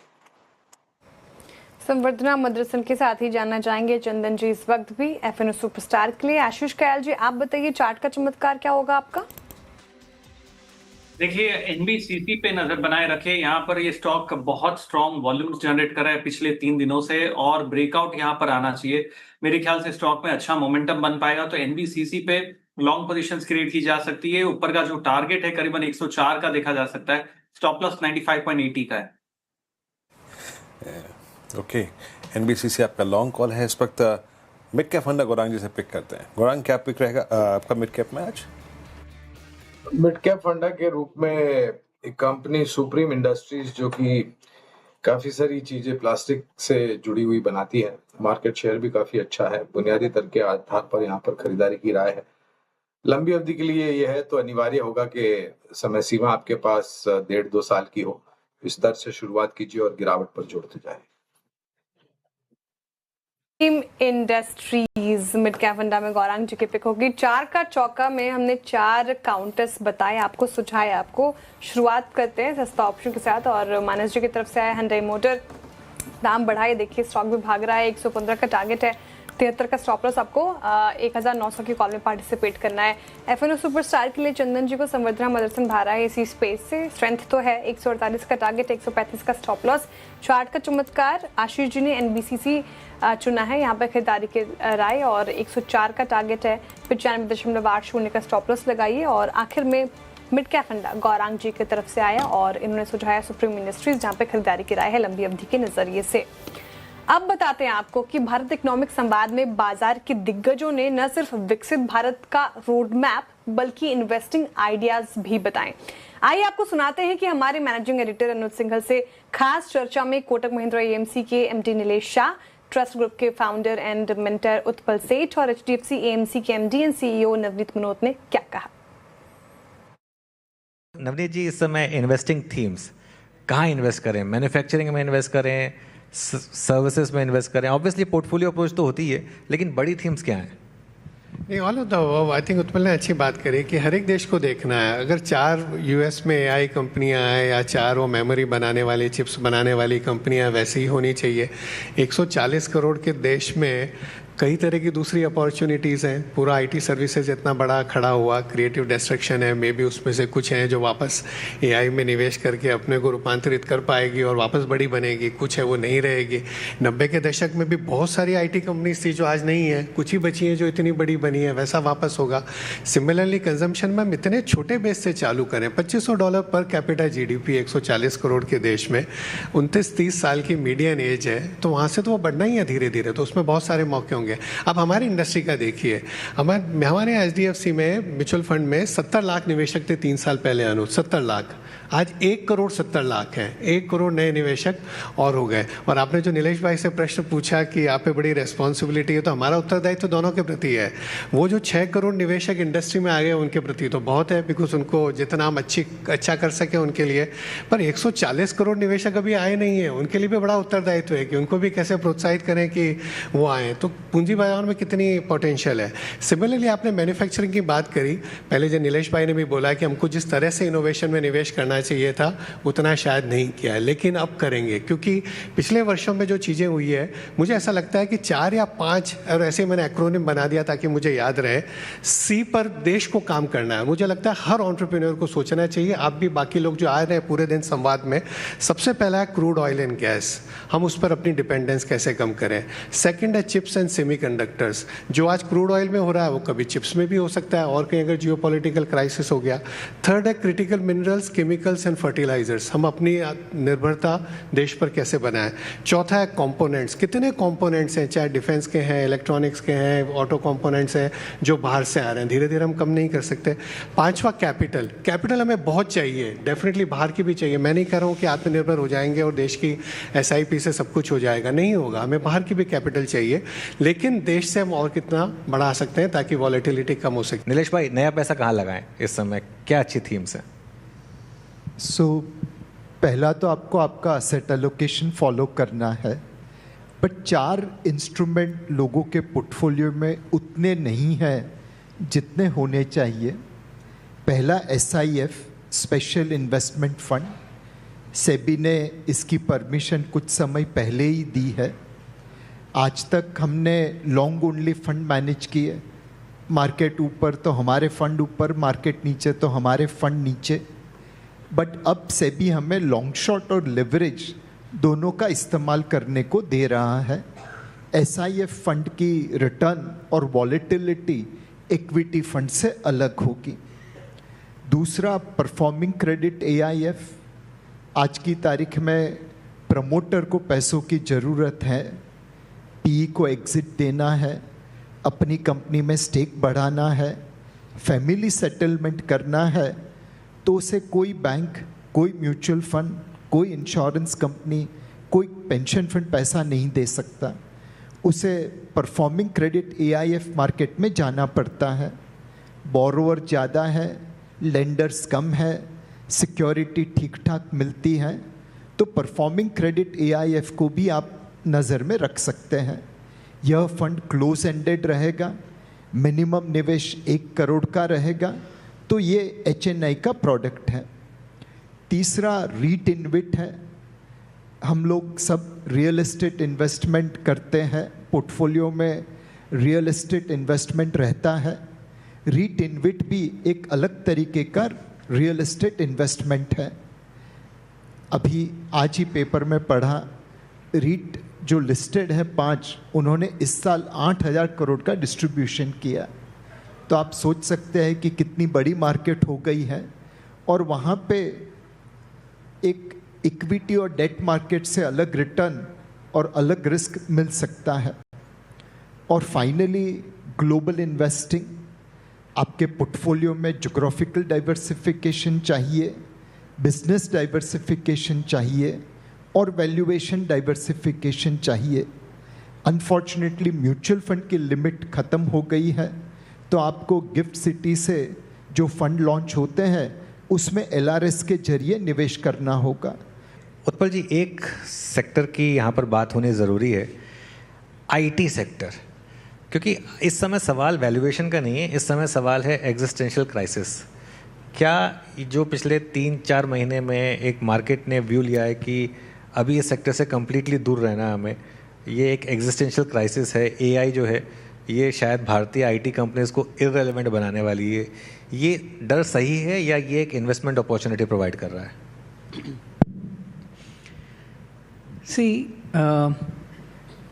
हम IT सर्विसेज की बात को थोड़ा वाइडर कैनवस पे देखते हैं। बिल्कुल। कि world wide today disruption is the greatest that it has ever been. Second is, in Indian markets, there is a dislocation. Whether it is IT services, whether it is banks, the valuations are close to the lowest that we have seen in a long, long time. So I will call this as dislocation. It is very rare to get disruption and dislocation together. The third component is that simultaneously you also have what we call as access to disruptors, meaning there is a whole new genre of companies and entrepreneurs and business models to which the public market did not have access to earlier.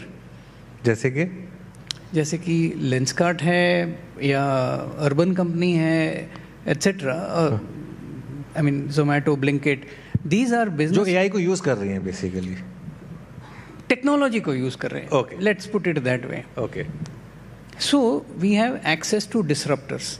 ये 3 चीजें एक साथ हो रही है, और उसके साथ एक चौथी चीज हो रही है विच इज अ डीग्लोबलाइजेशन।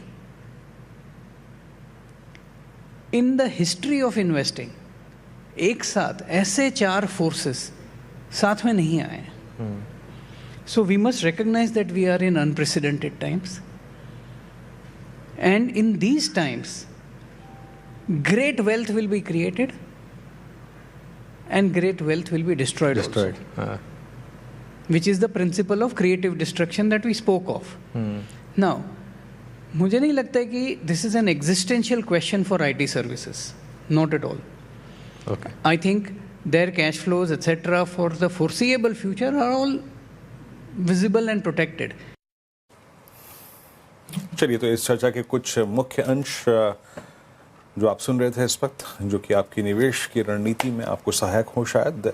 खैर, इस अंश से बाहर निकलते हैं और अब एक छोटे से ब्रेक की तरफ बढ़ते हैं। ब्रेक के बाद हम 2 चीज़ों बात करेंगे। आज के बिग मार्केट वॉइसेस की कड़ी में अनिरुद्ध सरकार हमारे साथ जुड़ेंगे, और साथ ही साथ हम बात करेंगे ग्लेनमार्क फार्मा, एशियन पेंट्स और इंडिगो के नंबर्स के बारे में। एक छोटे से ब्रेक के बाद हाजिर होते हैं।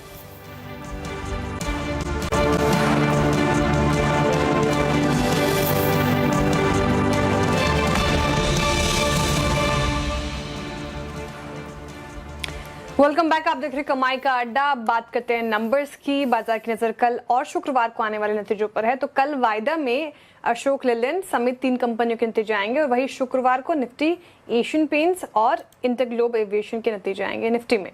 तो नतीजों का अनुमान बताने के लिए आशीष और कंचन है हमारे साथ। तो पहले आशीष, आपके पास बताइए, वेस्ट एशिया टेंशन के बाद ब्रेंट में हमें देखने को मिला है $100 के करीब। ऐसे में एशियन पेंट्स के नतीजों से क्या अनुमान है? देखिए एशियन पेंट्स के तो नंबर्स आपको बढ़िया देखने को मिलेंगे। आज खास बात है कि पूरे क्वार्टर हमें चिंता रही थी कि कच्चा तेल इतना बढ़ गया, इनके नंबर्स पर क्या इम्पैक्ट होगा, लेकिन मैं सरप्राइज्ड हूँ कि नंबर्स पर कच्चे तेल में जो सर्ज है इसका बिल्कुल भी इम्पैक्ट यहाँ पर आपको देखने को नहीं मिला है। अब पहले नंबर्स को समझते हैं। रेवेन्यू पिछले साल के मुकाबले तकरीबन 5% की बढ़त आपको देखने को मिलेगी। एबिटा डिसेंट बढ़त है तकरीबन 13% की, और ध्यान रखिएगा पेंट कंपनीज ने सन में एबिटा में ग्रोथ बहुत बढ़िया देखने को मिली थी। अब तक जितने भी बाकी कैश की कंपनीज है सबके नंबर्स बढ़िया ही देखने को मिले थे। मार्जिन 17.2% से बढ़कर 18.5% है। एडजस्टेड बेसिस पर आप मुनाफे को देखें तो 33% की बढ़त है, यानी 875 करोड़ से 1161 करोड़ का आंकड़ा देखने को मिला। और जिस सरप्राइज की मैं बात कर रहा था ना कि कच्चे तेल का कोई इंपैक्ट नहीं है, आप ग्रॉस मार्जिन में रेजिलियंस देखिए। जो ग्रॉस मार्जिन 43.9% है, इस बार 44.3%, यानी थोड़ा सा बेहतर ही यहाँ पर देखने को मिला है। अब जो वॉल्यूम ग्रोथ है इसमें सभी ब्रोकरेजेस का थोड़ा सा मत अलग अलग है, लेकिन रेंज आपके सामने रख देता हूँ।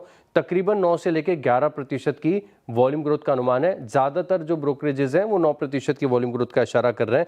इसके अलावा आप देखें तो जो रॉ मटेरियल की कीमतें लगभग स्टेबल यहाँ पर देखने को मिली है, और इसी के चलते ग्रॉस मार्जिन और एबिटा मार्जिन में बढ़त है। ये बात भी सही है कि अगर आप इनका इंटरनेशनल कारोबार देखें तो खासतौर पर जो मिडिल ईस्ट में तनाव चल रहा है इसका स्लाइट इंपैक्ट यहाँ पर इंटरनेशनल वॉल्यूम्स में देखने को मिल सकता है, लेकिन डोमेस्टिक जो बिजनेस है इसमें ग्रोथ बड़ी ज़बरदस्त है, और कच्चे तेल में जो सर्ज है इसका कोई दबाव नहीं।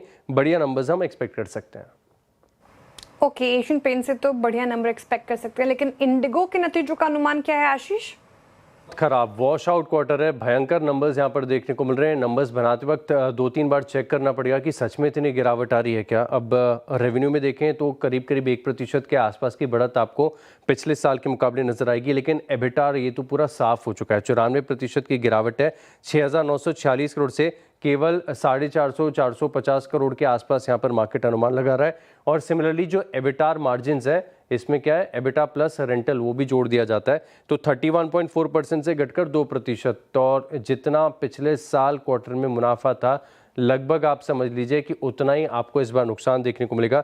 3073 करोड़ का मुनाफा था पिछले साल, इस बार 3040 करोड़ के आसपास का मार्केट लगा रहा है अनुमान कि इस बार घाटा देखने को मिल सकता है। अब आप आस्क की बात करें तो यहाँ पर 5% की बढ़त पिछले साल के मुकाबले देखने को मिलेगी। अब आस्क का मतलब ये है कि एक सीट को कितने किलोमीटर तक वो ड्राइव करके लेके जा रहे हैं और उसको मल्टीप्लाई करके देखते हैं कि कितना यहाँ पर रेवेन्यू बन रहा है पर सीट के हिसाब से। इसका इंडस्ट्री जार्गन है आस्क, इसमें करीब 5% की बढ़त है। बाकी आप देखें तो जो कैपेसिटी है ये थोड़ी सी बढ़ती हुई नजर आई है, और एवरेज फेयर ये सीक्वेंशियल तौर को मॉनिटर किया जाता है, लगभग फ्लैट ही है, 6,150 रुपए के आसपास है। और जो 1 मंथ फॉरवर्ड बुकिंग्स है ये भी आप देखें तो थोड़ी सी गिरावट यहाँ पर सीक्वेंशियल तौर पर तकरीबन 9% की देखने को मिली है। तो इंटरग्लोब एविएशन काफ़ी कमज़ोर नंबर आ सकते हैं।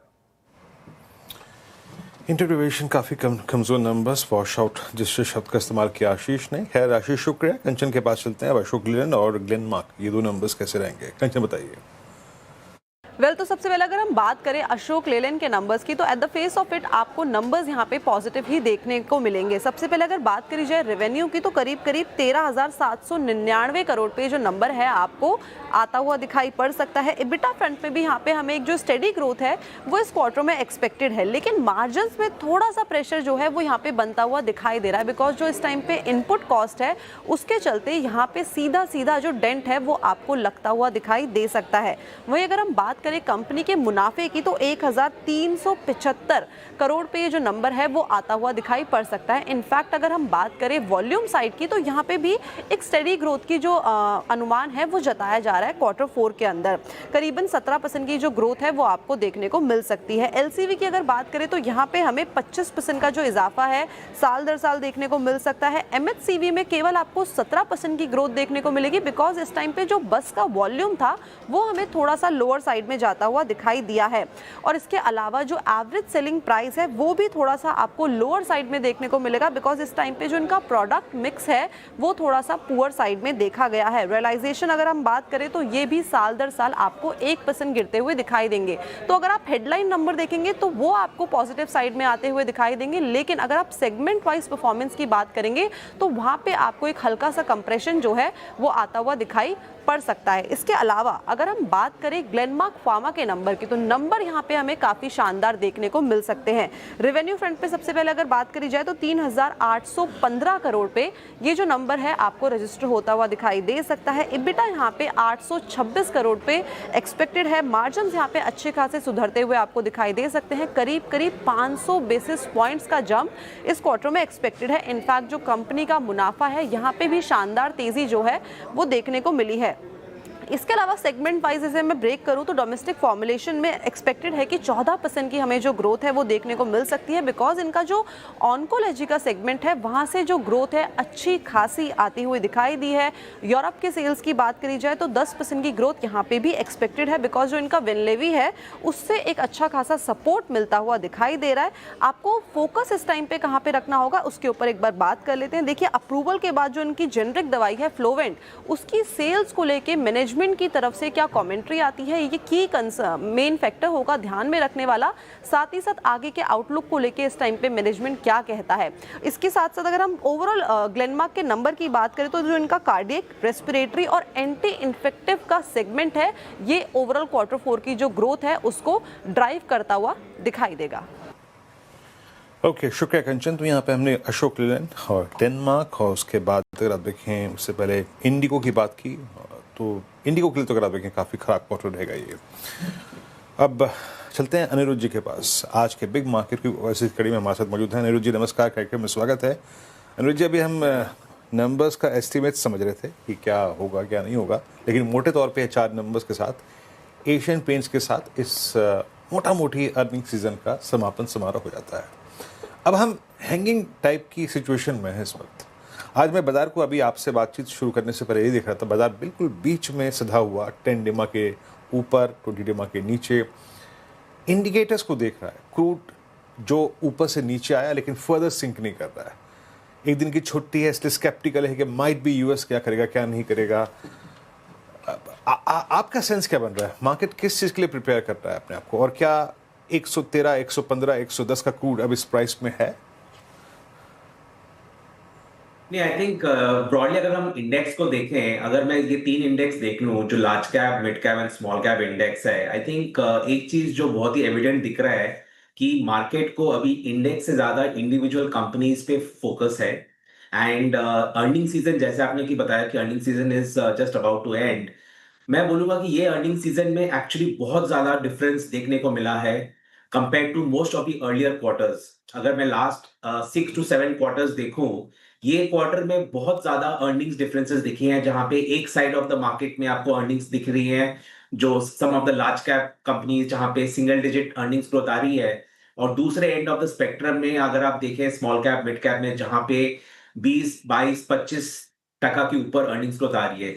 तो इंडेक्स देख के जो लग रहा है कि थोड़ा थोड़ा डोमेस्टिक इन्वेस्टर्स एलोकेट कर रहे हैं पैसा, जो लास्ट 1 साल से एलोकेशन बहुत कम हुआ था। और डोमेस्टिक इन्वेस्टर्स जैसे हम की जानते हैं कि वो typically small and mid cap में एलोकेट करते हैं। लार्ज कैप में जहां पे एफआई एक्टिव रहता है, दैट इज वेयर अगर आप देखेंगे लार्ज कैप अंडर परफॉर्म कर रहा है। एक तो अर्निंग्स भी वीकनेस है वहां पे compare to most of the small and mid cap, plus जो एफआई का आउटफ्लो हो रहा है उसमें भी उस पर इम्पैक्ट आ रहा है। तो थोड़ा मैं बोलूंगा कि investors are taking some exposure in the market, but थोड़ा सोच समझ के they are investing. Right, Aniruddh ji good afternoon. Shreya बात कर रही हूँ। आपने कहा सोच समझ के इन्वेस्ट कर रहे हैं इन्वेस्टर्स, तो ऐसे में सर स्टॉक स्पेसिफिक आइडियाज या स्पेसेस के ऊपर आप अपनी राय क्या रखेंगे? हमने 2 स्पेसेस में अच्छी खासी तेजी देखी। एक तो ये पूरा पावर इक्विपमेंट स्पेस, चाहे हम सीजी पावर की बात कर रहे थे, हिताची एनर्जी की बात कर रहे थे, सीमेंस, एबीबी अच्छी खासी तेजी के साथ, और ये जो ईवी स्पेस है एक्साइड की बात की हमने, और भी कई सारे ईवी रिलेटेड स्टॉक्स में अच्छी खासी तेजी है। कहीं ना कहीं ये एनर्जी स्पेस को लेकर इसकी चर्चा होती है। इस पूरे स्पेस में अभी आपका नजरिया क्या बन रहा है सर? क्या आने वाले समय में एक बड़ी थीम साबित हो सकती है? एब्सोल्युटली श्रेया, तो आई विल से कि जो हमारा ये जो पूरा स्पेस आपने जो एलैबोरेट किया अभी, ये स्पेस पे हम लोग लास्ट 2 साल से बहुत बुलिश रहे हैं। एंड अगर आज के दिन में मैं मेरा पोर्टफोलियो देखूं जो हम लोग अपने इन्वेस्टर्स के लिए मैनेज करते हैं, ऑलमोस्ट 16 to 18% हमारा एक्सपोजर है इनटू दिस वन सेक्टर जो पावर कैपेक्स का सेक्टर है। नाउ ये एक ऐसा सेक्टर है, अगर आप देखें कि ये ऐसा नहीं है कि सिर्फ 1 या 2 क्वार्टर का प्ले है, ये मल्टी ईयर प्ले है। मतलब इंडिया में इतना पावर कैपेक्स हो रहा है जो मैं बोलूंगा हम लोगों ने लास्ट 20 साल में नहीं देखा है, जितना पावर कैपेक्स अगले 4 साल में होने वाला है। एंड ये बहुत बड़ा फैक्टर है कि इसमें प्लेयर्स जो है बहुत सिलेक्टिव प्लेयर्स है, एंड बहुत सिलेक्टिव प्लेयर्स है जो एग्जीक्यूट कर सकते हैं सच लार्ज ऑर्डर्स।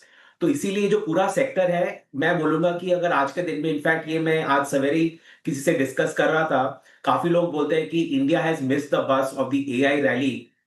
मैं बोलूंगा अगर किसी को एआई रैली मिस हो गया है ठीक है, लेकिन अगर किसी को एक बड़ा रैली खेलना है in the whole world, I think power sector एक ऐसा स्पेस है जहां पे इंडियन मार्केट्स में आई वुड से सबसे बड़ा पैसा बनाने का अपॉर्चुनिटी आज के दिन में भी एविडेंट है in this area.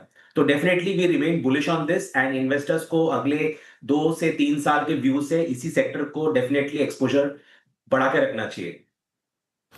Ji, power space super swing provide करता हुआ, पावर के लिए, ट्रांसमिशन डिस्ट्रीब्यूशन के लिए, कुछ हद तक कैपिटल्स के लिए, तीनों का समावेश होता है यहाँ पर। अनिरुद्ध जी, एक और चीज़, कमोडिटीज़ में मेटल्स, ठीक है 1-2-3% कहीं 10-15 दिन में गिर गया और बात दूसरी है, बट इस 6 साइकिल में सबसे प्रॉमिसिंग अगर आप देखें कोई इंडेक्स कमोडिटी रही है तो वो metals, ferrous, non ferrous, both doing well. आपका टेक क्या है, क्या ये मोमेंटम जारी रहेगा अभी? Absolutely. So we are also quite bullish on the whole the metal space, क्योंकि मेटल एक ऐसा सेक्टर है वो टिपिकली अगर आप देखेंगे 4-6 महीने से ज्यादा एक्सपोजर लेना बहुत डिफिकल्ट होता है, क्योंकि ये ऐसा सेक्टर है जहां पे 6 मंथ का प्ले रहता है। बट ये वाला जो करंट साइकिल है, आपने बहुत ही परफेक्टली आइडेंटिफाई किया है। ये जो करंट साइकिल है, इसमें मैं बोलूंगा जो ग्लोबल मेटल अप साइकिल है, ये डेफिनेटली ये 4-6 महीने वाला नहीं है, but I think this will be a much longer the metal cycle, because I think disruptions काफी हुई है, डिमांड बढ़ रहा है, एंड आई वुड से कि ये एक स्पेस है डेफिनेटली इन्वेस्टर्स को एलोकेशन रखना चाहिए। हमारे पोर्टफोलियोज में भी मेटल एक्सपोजर है, काफी सारे ये कंपनीज ऐसे हैं जिनका प्रॉफिटेबिलिटी नंबर्स बहुत बड़े नंबर्स आ रहे हैं जो हम लोगों ने बहुत टाइम से नहीं देखा है। तो ये प्रॉफिट साइकिल बहुत बड़ा हो रहा है for the metal space, and I think इसको भी राइट करना चाहिए। मेटल स्पेस पर भी बुलिश नजरिया आपका अनिरुद्ध जी। अच्छा, अक्सर हम बात करते हैं कि मार्केट में क्या लेना चाहिए, सर एक महत्वपूर्ण सवाल ये भी होता है कि क्या नहीं लेना चाहिए या फिर कौन से स्पेसेस को थोड़ा अवॉइड करना चाहिए। कौन सा स्पेस सर इस मार्केट में आपको रेड फ्लैग नजर आता है? आई विल से श्रेया, टिपिकली मैं आपने जो पॉइंट बोला, मैं ये पॉइंट हमेशा इन्वेस्टर्स को बोलता हूँ कि सबसे बड़ा पैसा उस टाइम बनता है अगर आपने वो सेक्टर्स को अवॉइड किया जहां पे पैसा डूबने का स्कोप ज्यादा है। सो आई वुड से आज के दिन में भी आई वुड से पैसा डूबने का स्कोप, बट मुझे लग रहा है कि जो अंडर परफॉर्मेंस वाला स्पेस है, आईटी एक स्पेस है जहां पे अंडर परफॉर्मेंस कंटिन्यू हो सकता है। दूसरा एक स्पेस है is the banks, private banks. Valuation attractive है, दोनों सेक्टर में वैल्यूएशन बहुत अट्रैक्टिव है, प्राइवेट बैंक्स एंड आईटी में वैल्यूएशन देखेंगे तो लगेगा कि डेफिनेटली बाय करना चाहिए। बट मैं बोलूंगा कि बाकी स्पेस में अर्निंग्स ग्रोथ इतना स्ट्रांग है कि ये आईटी का अर्निंग्स ग्रोथ और बैंकिंग का जो अर्निंग्स ग्रोथ है, it is not giving me confidence कि किसी को यहाँ पे ओवरवेट होना चाहिए। Equal weight to under weight is okay, but definitely not overweight. So IT for me is an avoid even now. IT अभी भी आपके लिए अगर आप देखें अवॉइड है। अच्छा, मैं शायद एक प्रश्न आपसे और लेता, लेकिन अभी एक काम करते हैं, समय का अभाव है, तो अनिरुद्ध जी आज इस चर्चा को हम यहीं एक विराम देंगे। बहुत बहुत शुक्रिया आप इस कार्यक्रम में शामिल हुए, सभी सेक्टर्स पे, इंडस्ट्रीज पे अपनी राय रखी आपने। इट्स 239000। क्या अगर आप देखें अंदाज से निफ्टी जो है वो आज चीज़ों को देख रहा था, है ना, इसे कहते हैं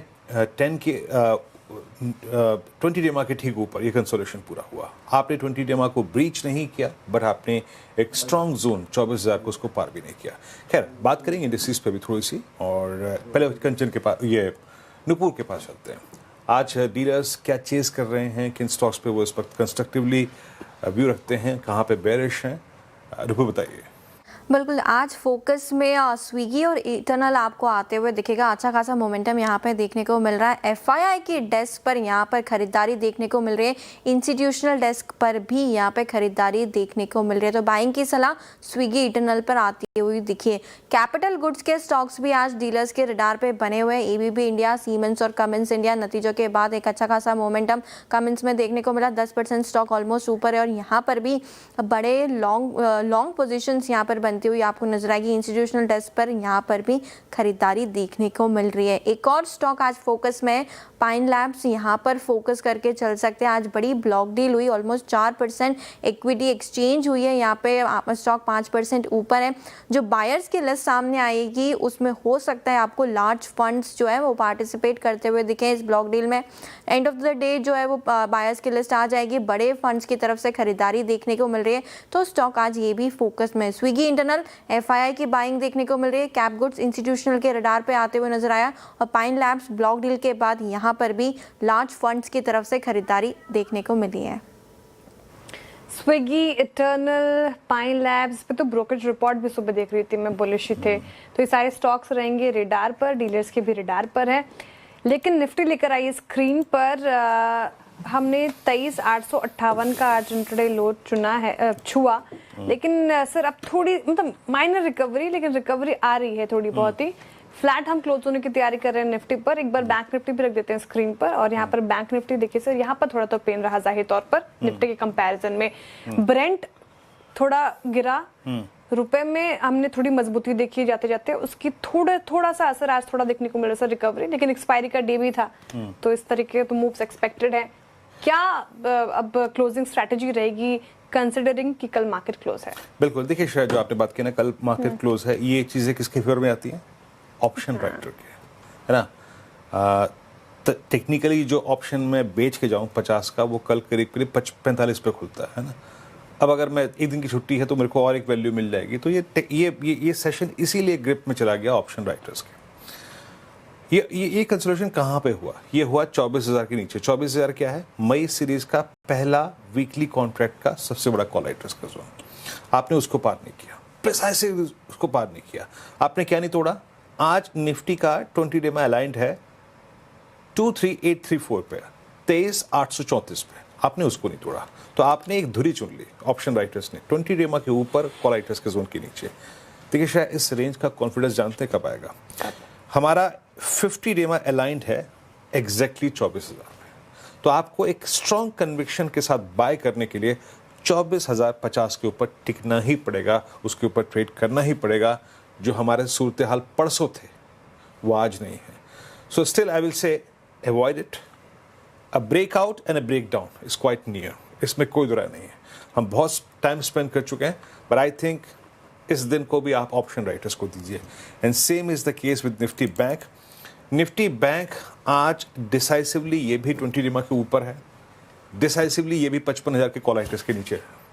और इसका जो 20 डिमा है वो आता है, सॉरी 50 डिमा 55,244, 55,250। तो दोनों ही इंडिसेस एक क्लियर विजन देने से पहले एक बड़े एवरेज के नीचे ट्रेड कर रहे हैं शेयर। तो आई विल रादर से जब फ्राइडे को आएंगे तो एक फ्रेश व्यू लेंगे। इंट्राडे पोजिशनली लॉन्ग करने का इस वक्त कोई मन नहीं है शेयर। बिल्कुल, शुक्रवार को जब आएंगे तो फ्रेश व्यू ले जाएगा। अभी पोजिशनल पॉइंट ऑफ व्यू से लॉन्ग करने की कोई सलाह नहीं है इस मार्केट में। चलिए अब स्टॉक स्पेसिफिक आइडियाज ले लेते हैं। BTST STBT ट्रेड्स की शुरुआत करते हैं फ्राइडे के सेशन के लिए। चंदन जी बताइए कौन सा स्टॉक?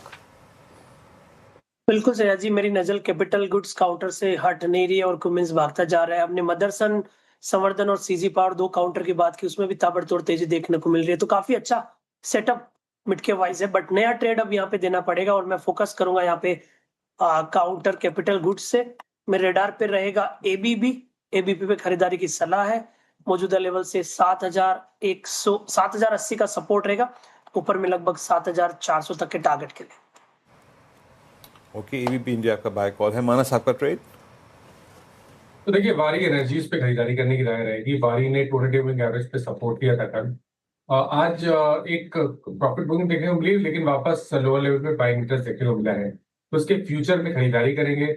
स्टॉप लॉस लगाएंगे 3079 का और टारगेट सेट करेंगे 3250 के। वारी मानस जी की पिक हो गई। आशीष जी, आप भी BTST चुनेंगे? बिल्कुल। देखिए, BTST में यहाँ पर नेशनल एल्यूमिनियम में बहुत ही स्ट्रॉन्ग ब्रेकआउट वापस से आया है। ये स्टॉक कंसोलिडेट कर रहा है और यहाँ से अप ट्रेंड रिज्यूम हो सकता है, तो नेशनल एल्यूमिनियम पे लॉन्ग पोजीशंस क्रिएट की जा सकती है। ऊपर का जो टारगेट है वो 450 का है और स्टॉप लॉस जो लगाना होगा 420 का। ओके, नाल को आपका बाय कॉल है। प्रकाश सर, आपकी ट्रेड क्या रहेगी? Well, once again Godrej consumer products, Godrej consumer product trade करें 1044 पर गोदरेज, एंड स्टॉप लॉस होगा करीब 1040 का, मतलब 4 रुपए का स्टॉप लॉस, ज्यादा नहीं। टारगेट होगा 1055 टू 1060, ये एक जोन है, वहां तक जाना चाहिए। Start with 1055 Godrej consumer. Prakash sir, Kargil में किससे मिले थे आप? कौन याद आ रहा है आपको? योगराज कौन है ये? मुझे यमराज सुनाई दे रहा था। सबको कुछ ना ऐसी जगह पे गया हूँ, इतने हाइट्स पे गया हूँ, बहुत डिफिकल्ट ऑफ बीटिंग ट्रैक। अब ऑक्सीजन की कमी झेल रहे हैं आप, मुझे लग रहा है।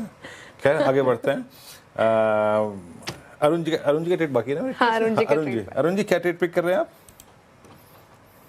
वीरेंद्र जी, CDSL को लेके जाएंगे। 1243 के आसपास चल रहा है, एक एक्सीलेंट ब्रेकआउट हुआ है, 5 दिन का हाई को स्टॉक ने निकाला है। मुझे लग रहा है मोमेंटम पॉजिटिव रहना चाहिए। 1265 तक के टारगेट्स रहेंगे और 1231 का stop loss. Okay, CDSL Arun ji ने पिक किया, तो सभी BTST ट्रेड्स ही आए हैं। अब F&O ब्रेथ कैसी रही वीरू सर, ये बता दीजिए, जिस तरीके से मार्केट आज थोड़ा उतार चढ़ाव वाला रहा है। हाँ, साइडवेज रहा इंडिसेस, लेकिन स्टॉक स्पेसिफिक एक्शन फिर भी क्योंकि बेटर था, तो आप ये मान के चल सकती हैं कि आज की ब्रेथ हमारे फेवर में रही है।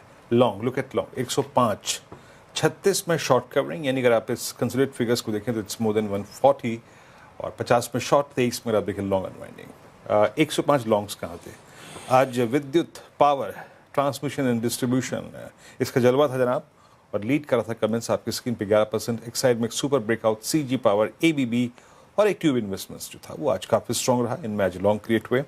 उसके बाद सेकंड स्लाइड में आएगा short cover. Swiggy, it was a complete surprise package today.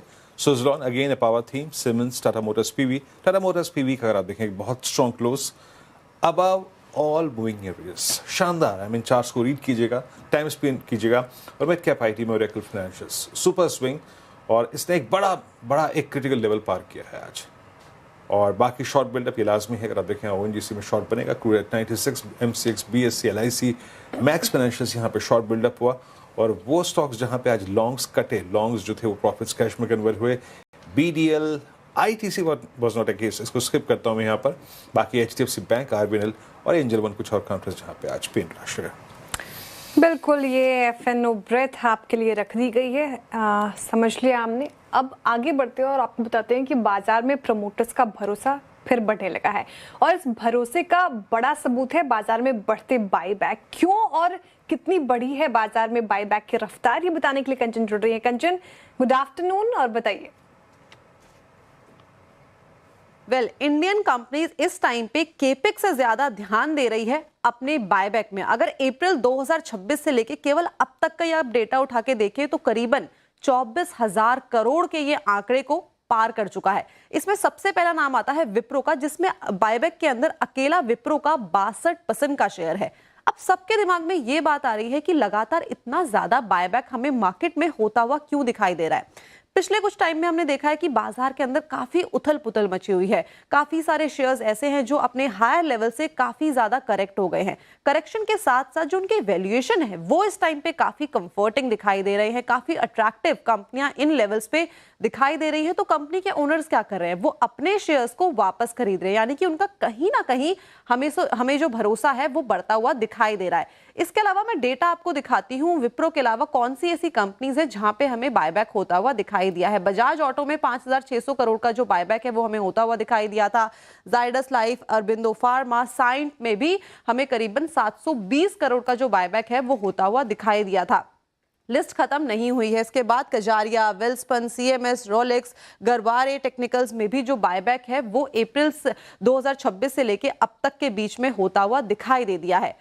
अब इसके अलावा एक आंकड़ा मैं वो प्रेजेंट करती हूँ जिससे आपको पहले के साल की जो पिक्चर है वो समझ में आएगी। फिस्कल ईयर 24 की बात करी जाए तो वहां पे केवल 18,000 करोड़ का जो आंकड़ा है वो देखने को मिला था। 25 में ये था 22,000 का, लेकिन अगर बात करें अप्रैल 2026 से लेके अब तक की तो ये आंकड़ा ऑलरेडी 24,000 करोड़ को पार कर चुका है। यानी कि आप देख सकते हैं कि कितना हमें जो डिफरेंस है वो देखने को मिला है। तो इस साल डेफिनेटली जो बायबैक है कंपनी जोरों शोरों से करती हुई दिखाई दे रही है।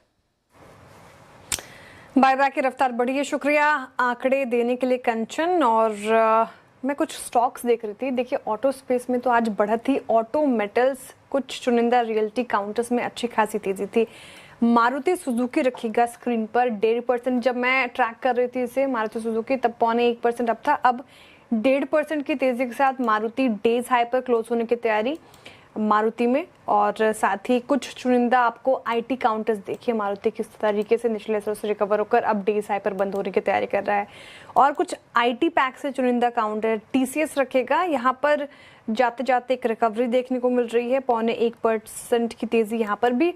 HCL टेक रख दीजिए एक बार, ये भी देख लेते हैं ये कहाँ पे बंद हो रहा है, क्योंकि मैं देख पा रही हूँ कि यहाँ पर भी निचले स्तरों से HCL टेक में रिकवरी। तो कुछ चुनिंदा आईटी स्टॉक्स में भी रिकवरी है। और ऑटो पैक तो था ही। एक बार मारुति सुजुकी पर एक चार्ट चेक लेना चाहूंगी। और ये चार्ट चेक बताइए गाबा सर, आप मारुति सुजुकी 1.5% अप, इनफैक्ट एकदम डेज हाई पर अब क्लोज होने की तैयारी कर रहा है, कैसा लग रहा है? अगर मैंने पहला देखा होता ना, मैं BTST के लिए मारुति बोलता। ब्यूटीफुल चार्ट है 13,400 और इस पर स्टॉप लगाना चाहिए मेरे ख्याल से 13,300 का। 100 रुपए का स्टॉप। क्या ये 13,600 पे जा सकता है? 13,700, 13,800 पॉसिबल है। इसका अपमूव शुरू हुआ है मारुति का, तो 13,300 के स्टॉप लगाकर चेस कर सकते हैं मारुति ब्यूटीफुल चार्ट है, इस लेवल्स पे ले सकते हैं। अच्छा एक आध काउंटर्स और देखेंगे जहां पर मजबूती। एक बार टाइटन भी रखिएगा स्क्रीन पर, क्योंकि टाइटन देख रही थी मैं 0.1% की तेजी के साथ कामकाज कर रहा था। हालांकि डेज हाई पर तो नहीं बंद हो रहा, लेकिन टाइटन में भी निचले स्तर से रिकवरी तो थी। ये डेज हाई की तरफ भी बढ़ रहा है इनफैक्ट। अच्छा 1.5% अप। संक्षेप में अरुण जी, टाइटन पर चर्चा हुई है आपसे। टाइटन जिस तरीके से मूव दिखा रहा है, क्या लग रहा है? सो कैरी किया जाए? 2 मिनट बाकी है बस। बिल्कुल श्रेया जी, लेके जाना चाहिए अगर किसी ने बाई करके रखा है। 4170 के ऊपर ब्रेकआउट पेंडिंग है। मुझे लग रहा है फ्राइडे के सेशन में आना चाहिए, तो डेफिनेटली कैरी कर सकते हैं। 4100 का stop loss. Titan days high पर बंद हो रहा है, यहाँ पे खरीदारी की जा सकती है। अब क्लोजिंग की तरफ बढ़ते और बिग वॉल पे समझते हैं कि क्लोजिंग कैसे हो रही है मार्केट की। वेडनेसडे का सेशन था वीरेंद्र जी और मार्केट की क्लोज। बिल्कुल शायद देखिए एक एक्सपायरी का इम्पैक्ट डेफिनेटली था। यहाँ पे निफ्टी करीब 23921 पे 8 अंकों पर बिना किसी, अगर आप देखें बड़ी तेजी के, मंदी के। निफ्टी बैंक टुवर्ड्स क्लोज, हाँ आप कह सकते हैं कि towards lower edge, but still I mean थोड़ा बेनिफिट ऑफ डाउट आप देंगे इसको। एडवांस डिक्लाइन रेशियो जिसे कहते हैं ना, हमें बिल्कुल 50% बटा हुआ। एडवांस डिक्लाइन रेशियो बिल्कुल 50-50 में बटा हुआ था। और बाकी देखिए एक चीज़ अच्छी है, stock specific action, market breadth, और मोस्ट स्पेशली जो हमारे पास इंडियन मार्केट्स के पास पिछले 3 महीने की एक बड़ी उपलब्धि है, वो है मिड कैप स्मॉल कैप। उन्होंने अच्छा किया, ये बड़ी बात है। बैंक्स बैकफुट पे थे, फाइनेंशियल्स बैकफुट पे थे, PSU बैंक बिल्कुल स्थिर रहा। डिफेंस स्पेस अगर आप देखें तो आज छोटा सा मूव था। कैपिटल मार्केट थीम बैकफुट पे थी आज। Decisively metals strong all time high. FMCG back foot पे, नॉट डिसाइसिवली बट हाँ थोड़ा सा डिफरेंस था यहाँ पे। IT बैकफुट पे। ऑटो ने एक बहुत स्ट्रॉन्ग मूव दिया under the leadership of I think आज टाटा मोटर्स PV, और बाकी इंडिया बेक्स थोड़ा सेटल हुआ। और लोअर ट्रैजेक्टरीज पे फार्मा में अच्छे मूव थे। स्टॉक्स पे एक्शन काफ़ी अच्छा था। लॉरस बहुत स्ट्रॉन्ग चला। रियल्टी बिल्कुल sideways. Oil and gas basket back foot पे रही। कैपिटल गुड्स शानदार, आज का दिन बिलोंग करता है कैपिटल गुड्स को, पावर को। टाटा मोटर PV आपकी स्क्रीन पे शीर्ष पर, हिंडाल्को, उसके बाद पावर ग्रिड। एटर्नल में बहुत स्ट्रॉन्ग रिवर्सल था। NTPC और उसके बाद इंडिगो। हालांकि इंडिगो के नंबर्स आने हैं। बजाज ऑटो, कोल इंडिया, मारुति ये आज स्ट्रॉन्ग रहे। बैकफुट पे था ONGC, HDFC बैंक। आज सुबह से अगर आप देखें तो एक रिपोर्ट एक समाचार पत्र में जो प्रकाशित हुई थी उसके बाद से अगर आप देखें आज पूरे दिन स्केप्टिकल, डाउटफुल और कोलैप्सिंग मोड में रहा। बाकी SBI लाइफ, विप्रो और डॉक्टर रेड्डीज बैकफुट पे थे। इंडेक्स आपकी स्क्रीन पे, मार्केट शट 23,921 पे और निफ्टी बैंक करीब 54,871 पे। निफ्टी बैंक टुवर्ड्स डे लो पे क्लोज हुआ, बट जहाँ तक निफ्टी था, निफ्टी का सवाल था पूरे दिन 20 डिमा के ऊपर आपके पहले वीकली कॉल जो कॉन्ट्रैक्ट है उसके कॉल राइटर्स के जोन के नीचे और पुट राइटर्स के जोन के ऊपर, इसे कहते हैं अ क्लास कंसोलिडेशन। सुस्त था बट दुरुस्त था छुट्टी से पहले। बिल्कुल, तो छुट्टी से पहले ये मूव था मार्केट का, लेकिन थर्सडे के दिन बाजार बंद है। दर्शकों को CNBC आवाज़ की ईद मुबारक। फ्राइडे फिर जुड़ेंगे आपके साथ मॉर्निंग शोज में, सारे समीकरण लेकर हाजिर होंगे फिर से। तब तक के लिए दीजिए इजाजत और देखते रहिए CNBC आवाज़। नमस्कार।